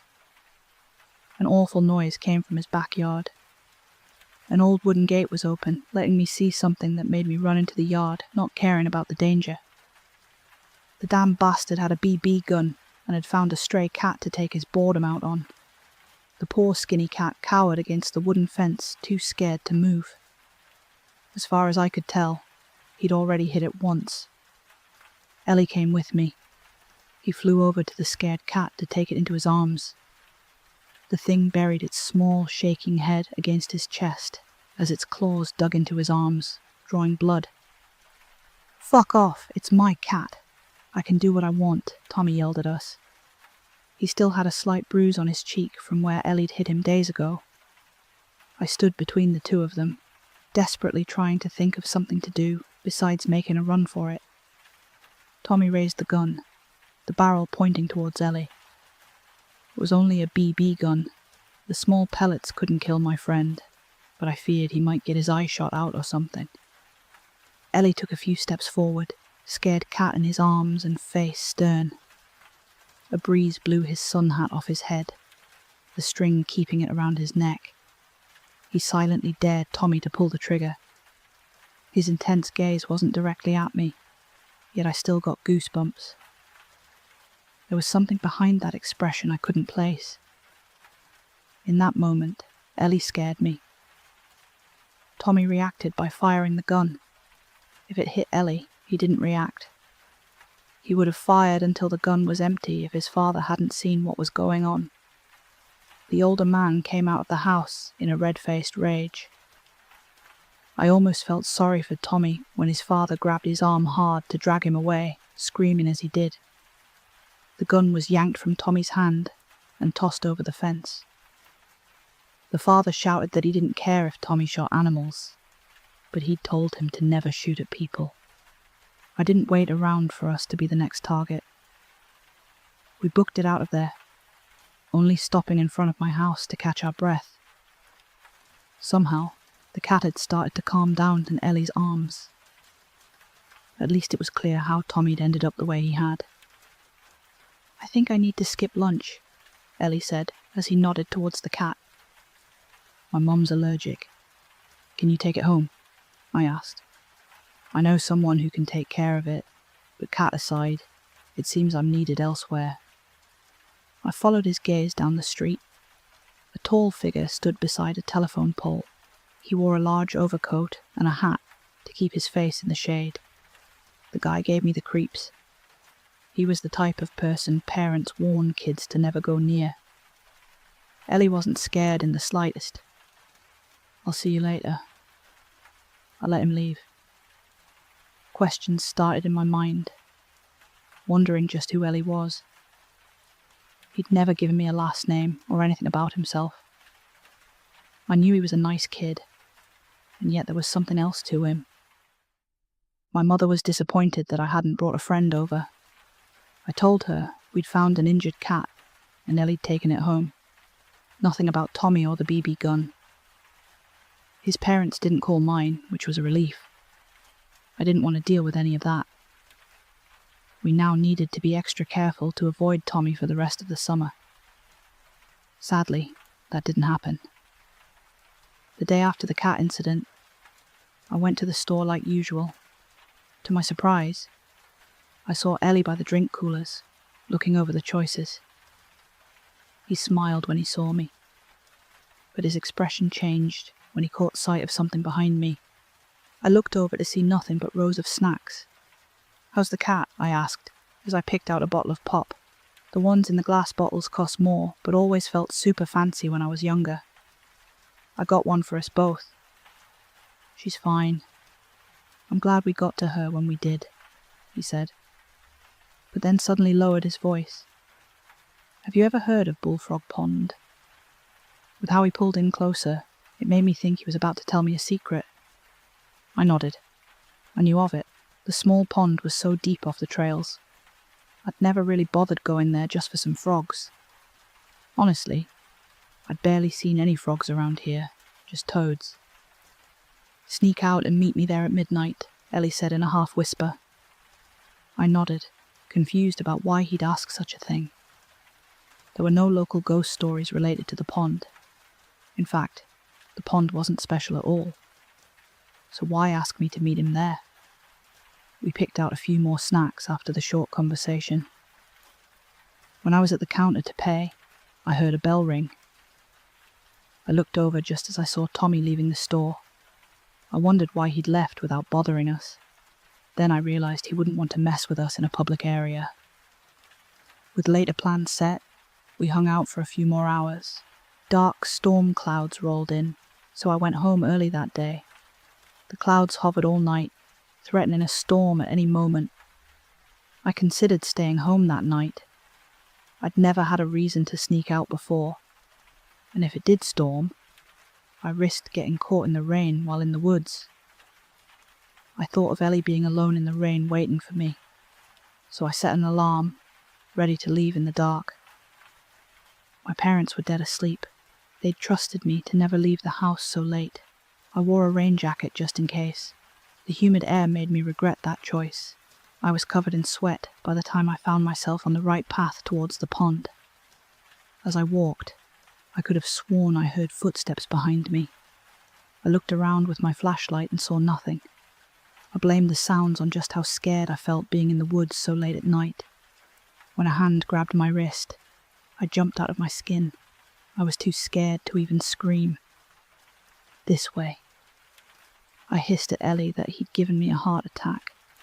Instead of guiding me to the pond, he took me to some bushes that overlooked it. He made us crouch down as if hiding from someone. "What's—" I started, but he shushed me. Sweat rolled down my back as we silently waited. More footsteps came through the woods, with a flashlight guiding their way. Another person had come to the pond. I should have already guessed who it was. Tommy came stomping through the brush, expecting to find us. Of course, he'd wanted to find us alone where no one could interrupt his assault. He'd overheard Ellie's plan in the store, that much was clear. But Ellie wasn't stupid, he knew this was going to happen. So why bother to sit around and wait? A flash of light appeared through the trees. A boom of thunder came after I'd counted to 4. The storm was so close. We needed to leave, or else we'd get caught in it. Instead of leaving, Ellie stood up when Tommy got to the edge of the pond. I whispered to him, not understanding what he was doing. I watched my friend walk to the base of a tree, looking down at a bully that could tear us to pieces. I quickly got beside him, my flashlight in hand as a weapon just in case. "There you two are. I knew I'd catch you. I bet you both came down here to fool around. I'll tell everyone that I caught you in the act," Tommy shouted. He pointed his flashlight over to us, the beam of light blinding me for a moment. His threats didn't affect Ellie at all. I felt my face get red from embarrassment. None of what Tommy said was true, and yet I worried because people'd seen me and Ellie hanging out. They may assume otherwise. "You shouldn't be near the pond," Ellie warned in a cold tone. "Step away." "Don't tell me what to do," Tommy snapped back. I looked over to my friend. What I saw made my blood turn cold. His eyes were no longer bright blue, but a deep red. I couldn't blame the odd light or contacts for the change. I didn't understand what my friend was. I simply knew he wasn't human. "Evan, don't move," Ellie said, without looking in my direction. I'd taken a step back without realizing it. The wind started to pick up as more thunder echoed through the trees. "Don't move until the storm's over." His voice sounded so much like an adult that I nodded my head. "Don't ignore me. I'm going to beat both your asses. I'll make sure." Tommy was cut off by a noise that wasn't thunder. A bubbling came from the small pond, followed by 100 croaking sounds at once. He turned to see countless yellow eyes staring from the water. Tommy's mouth fell open into a silent scream. His body was too stunned to move. Then the frogs came. Or at least, they were something similar to frogs. Frogs don't have never-ending teeth. All at once the storm came as the creatures poured from the pond. I wanted to run, but kept my feet firmly planted in place, obeying Ellie's warning. I watched in sheer terror as those small monsters poured out towards Tommy. They ate everything, their mouths eating more than the bodies should have been able to hold. They tore away flesh and bone, the croaking sound mixing in with the thunder and wind. It wasn't just Tommy they devoured. They'd started eating away the very ground. Each bite revealed a deep darkness of nothing underneath. These creatures weren't just eating the forest floor, but the very concept they'd been a part of the forest there to start with. They got ever closer, devouring even the trees that stood in their path. I let out a small scream as they got so close to my feet. My body shook as my rain jacket failed to keep me fully dry. My heart nearly stopped as the small frog-like monsters nipped just in front of my shoes. As quickly as the storm came, it died down. Soon the black area the frogs had created was filled with water, and each frog sank down into the depths. I collapsed when the rain stopped, my mind working overtime to understand what I'd just seen. As I ran through what I'd witnessed, an odd fact dawned on me. I knew there'd been space between us and the pond before. Now the pond reached our feet. Tommy'd been there, but I couldn't remember what that space had looked like. Had there been trees? If so, how many? Ellie started to walk away, his clothing and hair soaked from the rain. I picked up my flashlight to follow him. Tommy, I started, unable to finish the thought. Ellie stopped and looked over his shoulder at me, his red eyes giving my arms goosebumps. I did warn him to move, didn't I? He answered in a cold tone. He did, but he'd also known Tommy wouldn't have listened.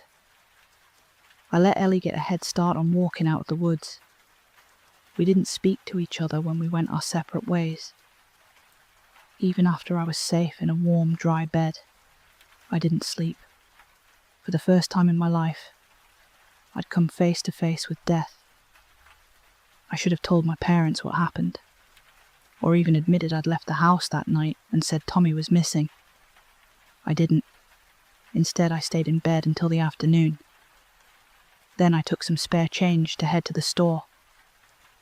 I expected to see him where we'd first met. He stood across the street, staring into the old graveyard, lost in thought. I walked over to him against my better judgment. He'd expected this. His blue eyes looking over me, waiting for questions. Do you know someone buried here? I asked. I wasn't ready to hear about what had happened the night before just yet. An odd expression came over his face as he nodded. He looked much younger as he stared back at the locked gates.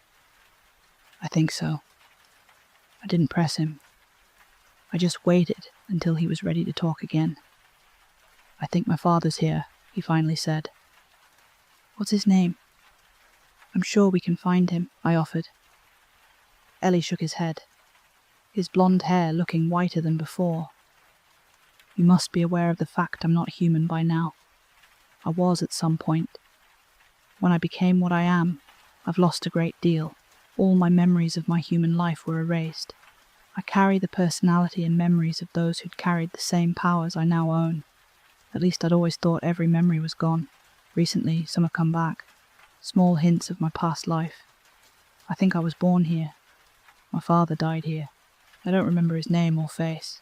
I've got a feeling he was buried here, and yet I can't be certain. I nodded, my stomach feeling heavy. I didn't know how I'd deal with Ellie's situation. He knew he was missing so many important things without any way of getting them back. The clearest memory of him is us walking down a street. I must have been young because he was so tall. The sunlight was far too bright to see his face. I held his hand as we walked. I felt safe. I know I loved him a great deal and yet couldn't hold on to anything about him. His expression stayed collected, but I heard the hurt in his voice. I chewed on my bottom lip, thinking about the fact the same person who was telling me all this had also led a person to their death the night before. I decided I wanted to do something, regardless of if it was a dumb idea or not. I cupped my hands beside my mouth and started to shout towards the graveyard. Hey, Ellie's dad. He forgot where you are, but he wanted to come and see you. He misses and loves you a lot. My face went red as I listened to the empty street, almost expecting a response. Not a single car drove by, leaving us completely alone under the summer sun. Do you think he heard me? I asked, as I looked over to Ellie. It took a second, but a smile took over his face. He nodded, his eyes looking wet. Ellie brought the brim of his hat down, hiding his expression as he collected himself. "What was with the frogs last night?" I finally asked. "My job's to ensure certain creatures are doing what they're meant to. Those frogs eat everything, as you saw. Bit by bit, they'll eat away this world. It could take 100 years, or a few million. But they'll eat away at everything until the pond they live in takes over the very fabric of the universe. Then, they'll eat the pond, and finally themselves. Their purpose is to leave this world as nothing," Ellie explained. His voice and demeanour changed back to how he'd acted last night. I felt chills go down my spine hearing what he said. It was such an overwhelming thought. Someday my town, my planet, my entire everything will become nothing. Shouldn't you stop them? I mean, you don't want to be eaten like Tommy, I said, voice shaking. Is that what you think his name was? Do you remember what he looks like? Ellie pointed out. To my shock, I didn't. I knew he was taller and larger, but I couldn't remember his face. I didn't even know his last name. People take longer to digest. It may be years until you truly forget him. You'll most likely die before the pond spreads outwards. The powers I carry burn out the hosts. I'll be gone, my job transferring to another poor soul before that pond even reaches the end of the forest. Even so, this isn't the only world out there. What I am will live on. It's my job to ensure those frogs slowly devour this world for the sake of balance. My head was swimming. He'd just given me more questions than answers. Other worlds? Are you an alien or something? I asked, confused. Or something, Ellie said with a smile. He could try to explain what he meant, but I doubted I'd ever understand him. Ellie oversaw things way beyond anything I was meant to know about. His reach scared me. The thought of the end scared me. I also felt sad for him. When I burn out, my vague memories of being human will go with me. Those are destined to be erased like your world, he said, sounding defeated over the fact. Not really. If you go before I do, I'll remember. And we're friends, right? I think that'll stay with your powers when you pass them along. Your memories will stay with me after you burn out, and I'll stay with a part of you after this world's gone, right? I watched his face as that concept turned in his head. A breeze came, causing sunlight to dance through his sun hat and across his cheeks. For some reason, I thought he was too important of a person to ever die. I wanted him to outlast this world. Or at the very least, be able to have some time to act like a kid after that had been robbed from him. I suppose you're right. He sensed eyes on us. I saw the same odd dark figure waiting at the end of the street. Ellie's time was up. He'd finished his job here and needed to get to the next one. I knew I'd never see him again after he walked away. I'm sorry I made you see something so frightening, he apologized as he put off leaving. It's okay. I'll just have nightmares for the rest of my life dreading my own mortality, but I think it was worth it. That made him laugh slightly. I didn't think he got the chance to smile very often. I watched him head down the street. He stopped to wave goodbye before he left my sight. I was left standing, feeling emptier than I ever had before, my brain still going back to the idea of the pond slowly taking over everything.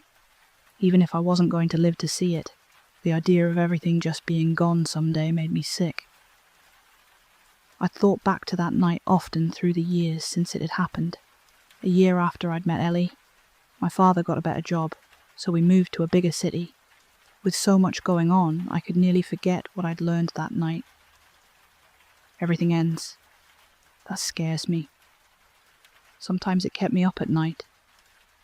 Would my life even matter in 100 years?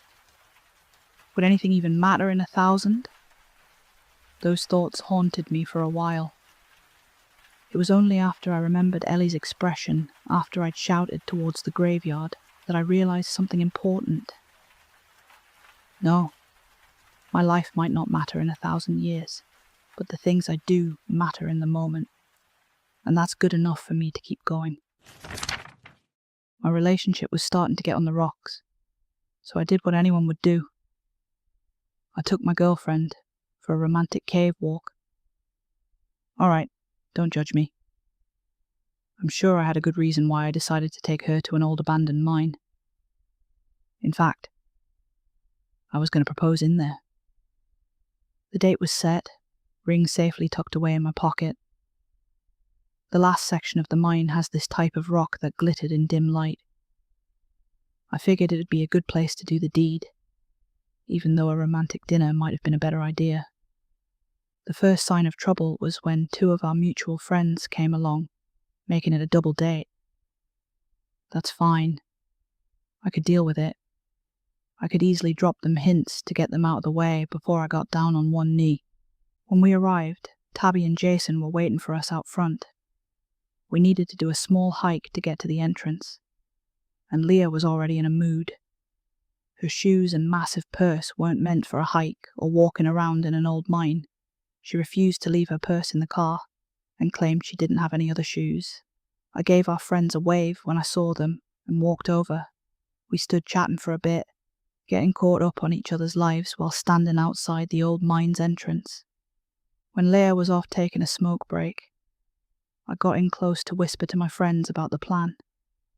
Could you guys, give us a few minutes alone when we reach the dead end with all the nice rocks? I need to ask Leah something. Oh, Jamie, Tabby started, then shut up real fast. From her tone, she almost sounded sad. Maybe she wanted to get married first. No problem. We'll leave you to it, Jason butted in. With everything planned, we were all set to go inside. Leah joined us, and soon we were all walking along, chatting. But Leah kept quiet, checking her phone pretty often, even though I doubted she had a signal. I was nervous as hell, more than I'd ever been in my entire life, and I prayed I was acting natural. Oh, I forgot, my water bottle in the car, Tabby said suddenly. So much for acting natural. Jason nervously nodded and took her hand. I'll help you go back and look for it. Without giving us a chance to answer, they both ducked out of the cave, leaving us alone sooner than I thought. Let's hurry up so I can get home before I miss my show, Leah told me, taking the lead. We can always stream it later. That was not the right answer. She gave me a nasty look, and I started to wonder where my sweet girlfriend went. For a few weeks, she'd been getting annoyed easier and always on her phone. It made me second-guess everything I'd done, wondering what set her off. We walked in silence. My phone buzzed. It was a text from Jason, encouraging me. I smiled. Then my phone shut off on its own. I frowned, trying to turn it back on. I wasn't too worried when it didn't boot up right away. It looked like Leah's still worked in case we needed one. I put it back in my pocket to check later. The way to the dead end was easy. Just straight until we hit the 3-forked path and take the left opening. Then just keep walking. The other paths led to more dead ends, but none as impressive as the one we were heading to. Leah let out a sound, and I guessed her phone started having issues. That rock looks like a dagger, I pointed out, not knowing what to say or how to start, as we walked into the entranceway of the glittering room. Leah looked down at the rock, not looking very impressed.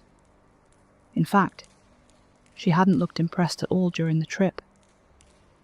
I was trying to ask this girl to marry me today, and yet I was at a loss for how to bring it up. Before we arrived, I had this all planned out in my head, but now it was a blank. I want to leave. Leah said it a few seconds after we arrived in the dead end of sparkling walls. I expected her to be impressed, at least a little. Even if you didn't like rocks, The sight of the shimmering wall should be enough to move even the most stubborn person to a positive emotion. My heart sank, and I was certain that I wasn't going to get to the question that day. I needed to regroup and think of a different plan. All right, let's meet up with Tabby and Jason. My voice sounded small and defeated. I put a hand in my pocket, feeling the ring box, promising myself I'd think of a better plan. It just needed more time, and I should relax. For whatever reason, today was just not my day. We walked down the same way we'd taken to get to the dead end, and somehow got turned around. There was a spot where the path forked into 3 ways. We took the left one to get into the inner dead-end chamber, and should have just walked right out back into the forked area and towards the path with the light. There was no path with light coming from it. I stayed on the left side, thinking it felt right, only for us to loop back around to the forked path again. I gave a nervous laugh over my shoulder to a very unimpressed Leia. She tapped her foot, and I decided on the right side, and we looped back again. Checking my phone, I wanted to text Tabby asking her for a map, but my phone refused to go past the lock screen. I assumed it was maybe something in the rocks messing with it. We'd already taken the 2 side openings, so logic would say the middle would lead us out. "We're never getting out of here," Leah whined. I didn't blame her for getting a bit annoyed and whiny. We'd been trapped in the dark for at least half an hour now. I just didn't understand how it was possible. There were only a few forks in the path. One was bound to lead out. I was positive that the middle path was the way out, but now I wasn't so sure. As we rounded a corner, I saw the dagger-shaped rock, and my heart sank. The rocks glittered in my dim flashlight. We ended up where we started at the end of the path. "See? I told you," Leah hissed, frustrated. She dug in her massive purse and pulled out a pack of cigarettes. She'd promised to quit. Now wasn't the time to remind her. I didn't care if she was still smoking, but I didn't think it was wise for her to light up inside the old mine. Who knows if there was old gas still inside? Wasn't that a major issue all mines had? "Maybe you shouldn't smoke in here," I told her meekly. "Give me one good reason," she replied sharply. I didn't have one. I suddenly felt on the spot for my lack of knowledge about mines. I'd only taken her here because I thought it would be pretty. Feeling guilty for the whole situation we found ourselves in, I turned away from her. Looking over the shimmering wall, I started to second-guess myself about how many paths this mine really had, and if it was possible, I'd missed one in the dark. A sound from behind us made me tense up. I was just about to check my cell phone for the 1000th time and nearly dropped it when I heard soft footsteps coming down the tunnel. It wasn't Leah's. I could tell that much. I turned on my heel, shining a flashlight down the dark path, wondering what I would see. It sounds silly that I expected anything but a person. Being underground plays with your imagination. My beam of light landed on a boy, blonde hair standing out in the dark, big blue eyes staring over at us. He was wearing flip-flops, so that was the source of the strange walking footsteps. His t-shirt looked at least 5 sizes too big for his frame. He couldn't be any older than 13, if that. Leah gave him a side-eye and didn't acknowledge him. "Hey, little guy. What are you doing down here?" I should have asked about the way out, but the moment I saw him, I was more worried about a child being alone. "Mushroom collecting," he answered back in a small voice. I looked at him confused. He opened his hand to show off a mushroom that looked like the same texture as the rock glittering walls. Lifting his long shirt, he put the mushroom in a baggy side pocket of his shorts. "What are you two doing down here?" he asked, looking between us. "Clearly we're having fun," Leah snapped. She dropped the last of her cigarette and stomped on it with her heel. I ignored her bad attitude and wished she'd tone it down so she wouldn't scare the kid away. We got lost, actually. Could you show us the way out, please? I asked in a sweet tone, hoping it would counter Leah's. The boy gave us a long stare, then nodded. I thanked him, and we started to follow him down the path. I tried to take Leia's hand, but she pulled away, still angry about being lost. Why are we trusting a kid to get us out? She said, not even trying to whisper. Because he knows the way. It doesn't matter if he's a kid or not. All right, fine. Don't snap at me. I didn't think I raised my voice. She was stressed, so anything would feel like an attack. We all walked in silence as we went down the dark path. I started to hope that the way out was near when I felt some whiffs of fresh air against my face. Now that I was noticing them, I thought I saw more mushrooms camouflaged in with the rocks.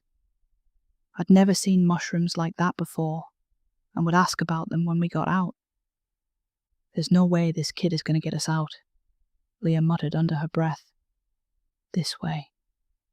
I just realized I never asked the boy his name. We turned a corner, and I stood in shock, mouth open. Before us was a dead end I hadn't seen before. This didn't make any sense. We should have made it to the trail with the 3 pathways. I even walked up to the solid wall of rock, placing my hand against it to see if it was real.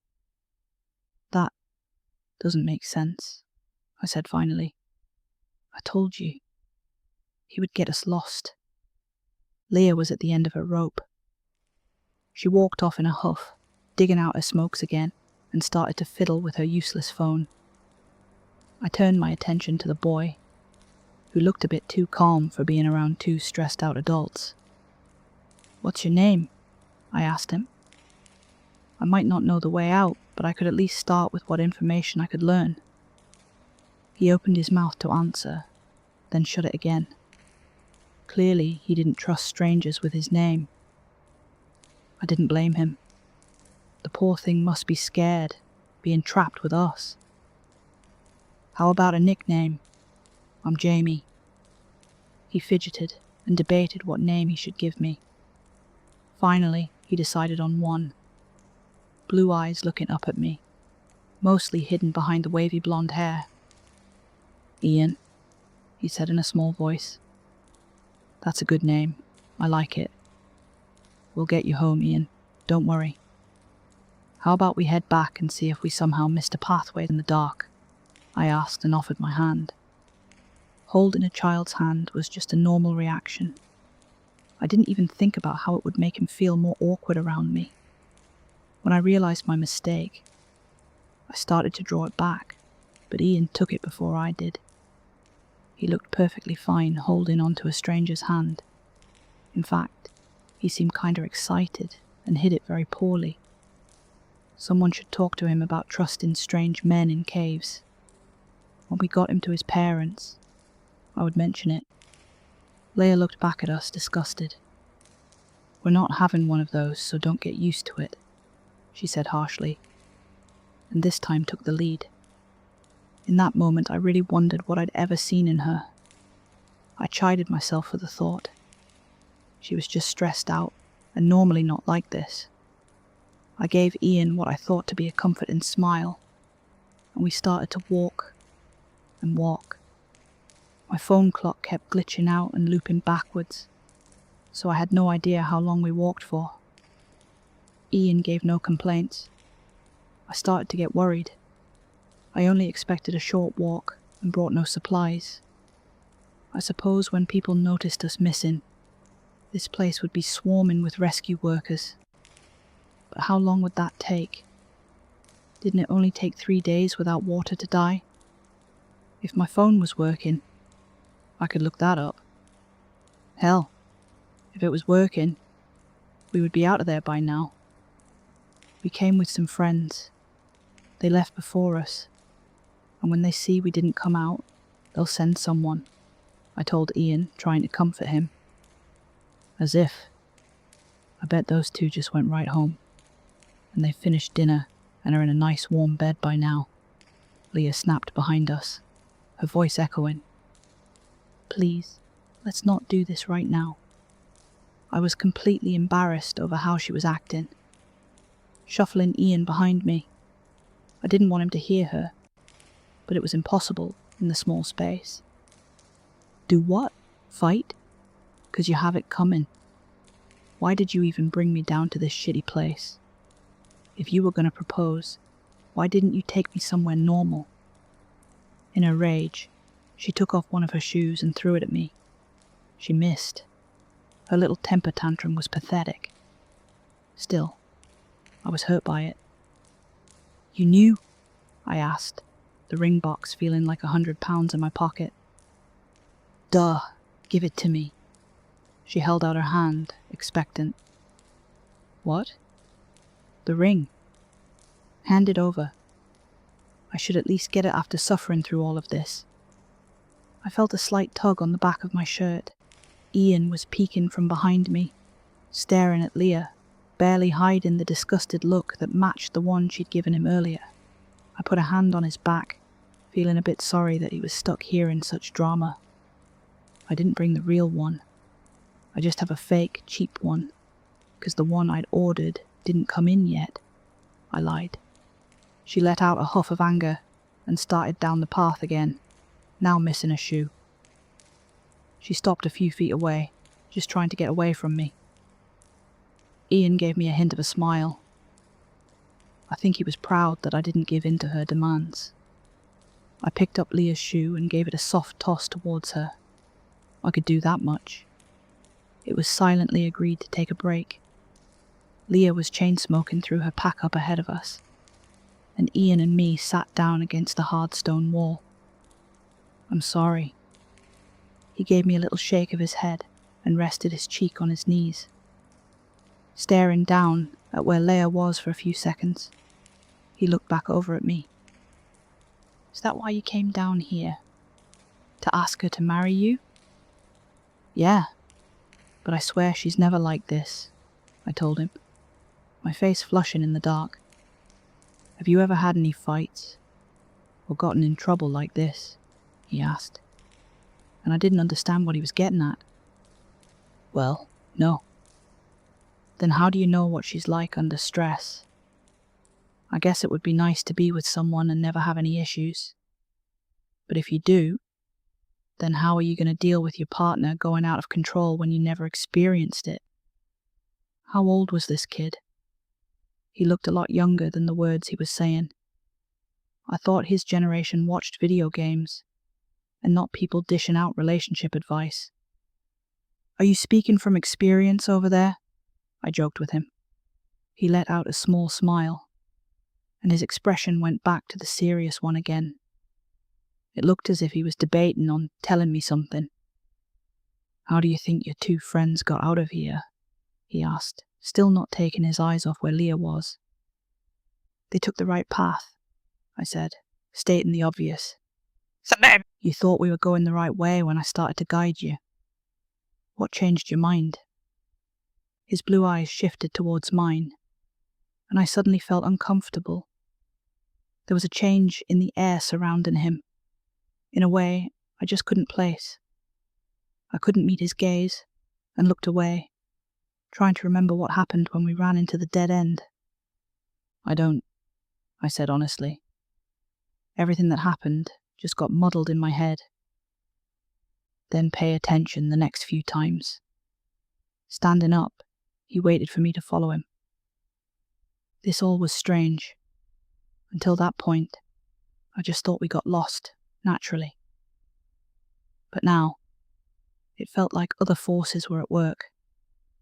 I was uneasy, but still wanted to trust the boy. I gave him a small nod and followed him. We're going to try looking for a way out again, I called down to Leah, only to get a very rude answer back. Just walk, she'll follow us, or not. I almost felt bad for her. She swore at us and hurried after, getting delayed putting her other shoe back on.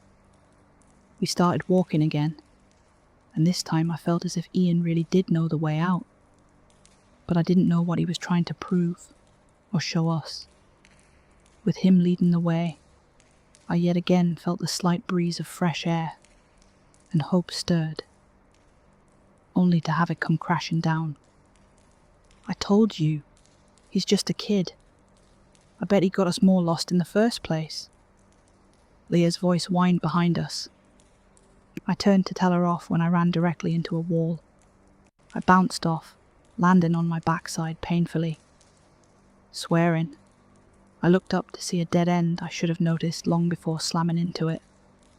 I heard Leah whining behind me, but I didn't even pay attention to her. I dropped my trusty flashlight. It flickered, but kept lit. I picked it back up to look over the wall, wondering how it seemed to appear out of nowhere. Then, to my horror, realized I didn't see Ian. This way. Shining my flashlight down the narrow pathway, I saw the boy behind Leah. That didn't add up. How did he get behind us so fast? She let out a small scream, noticing Ian in the dark. He took off, disappearing, and I got up to follow him, Leah protesting behind me.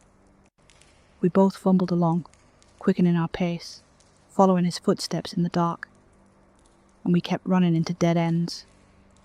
No matter which way we went, they all ended in rock walls. We didn't take a new pathway or turn. It was all a straight line, both ways. But we kept hitting the blocking walls at different paces. It was just guesswork, because our phones both stopped working.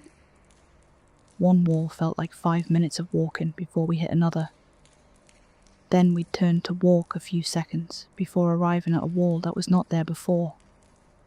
Leah was complaining the entire time, in near tears. She raged about me being the reason why we were stuck. I heard Ian's footsteps, just beyond where my flashlight would reach. Finally, I needed to stop and slumped against the wall, Leah sobbing off somewhere close by. I was getting dehydrated. Doing this without water was taxing on my body. Small footsteps stopped in front of me, and Ian appeared. He sat down, cheek on his knees, looking me over again. "How do we get out?" I asked him, with a pleading tone in my voice. "I can't tell you outright. I'm already late, and someone's going to be worried about me. But I can give hints." I really didn't know who Ian was. He didn't even seem human at that point. But I was going to take any help I could get. I sat, flashlight gripped in my hand, the small amount of light the only comfort.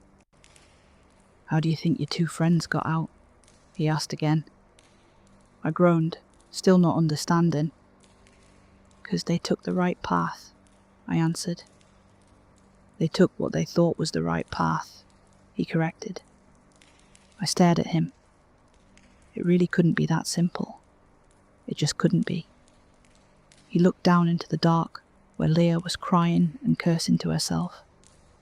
And I was embarrassed it took me so long to clue in. We're trapped, 'cause Leah keeps saying we're going the wrong way." Ian rolled his head on his knees a little, making it hard to tell if he was agreeing with me or not. Sure, the first time he was showing us the way out, Leah doubted it. But it just could not be that simple. The world doesn't work like that. There are the right paths and the wrong paths. Dead ends just don't appear because one person thinks they're trapped. I'm not talking about the way out here. Let me make that clear. I'm not saving you. I'm just giving you an example of how things work. If someone has decided to be miserable, sometimes you cannot change their mind. They'll only burden you, dragging you down. Your friends walked out together. "Are you and Leah together right now?" Ian asked, sounding serious. Who thought being trapped inside an abandoned mine was the same as being trapped in a terrible relationship? I understood what he was getting at, but I just couldn't leave her. "I can't leave her behind," I told him, eyes cast downwards. "Then you'll die." He didn't sugarcoat his words. Standing up, he looked down at me. waiting a few seconds before starting to walk down the dark pathway away from us, his little flip-flops echoing in the darkness.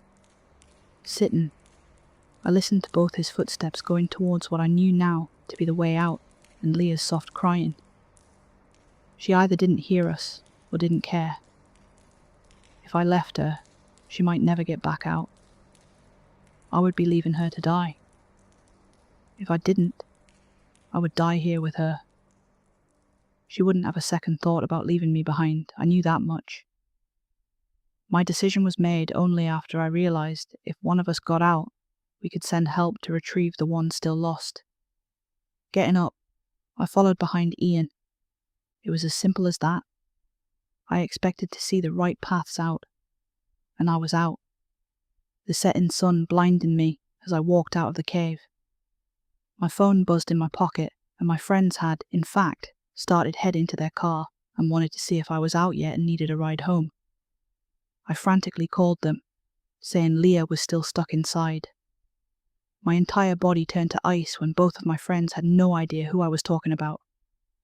Awkwardly getting them off the line, I started to go through my photos to see none of Leah. No Facebook account. No message.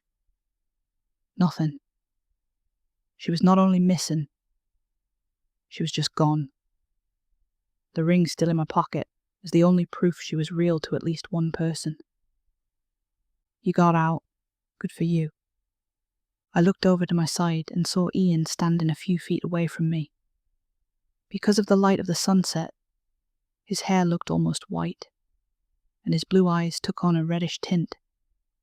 After everything, I knew he wasn't human, and yet I didn't know what he could possibly be. Is she gone forever? I asked.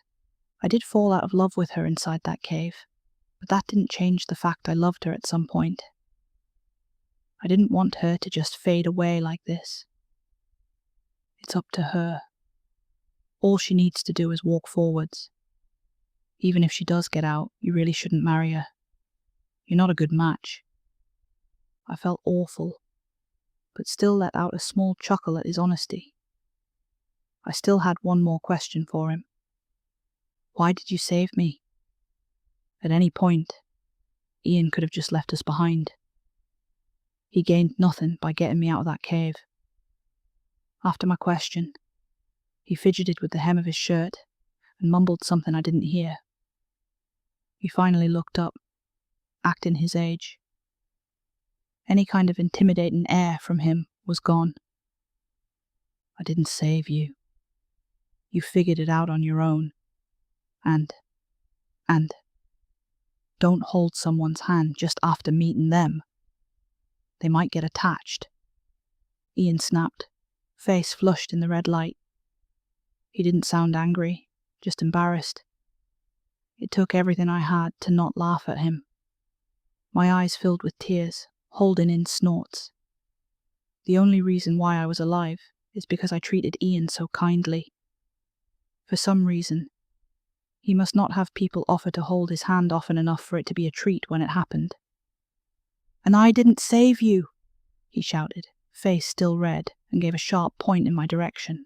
He stomped one foot and started to huff away, knowing there was no way for him to regain his composure around me. Thank you for not saving me, I called after him. I only saw his back, but I think it made him even more embarrassed. Some time's passed since then. I never found out if Ian was his real name or what he was. I'm still very thankful he showed up when he did. I still go by the mine entrance, waiting to see if Leah comes out. If she does, I'm not going to date her. But at least I'll still be around to support her and keep her life on track. It might be because I feel guilty, but I guess the reason doesn't matter.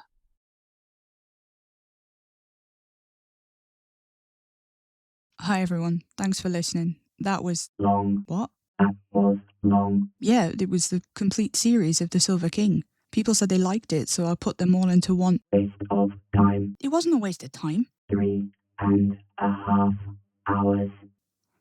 People like to listen when they work.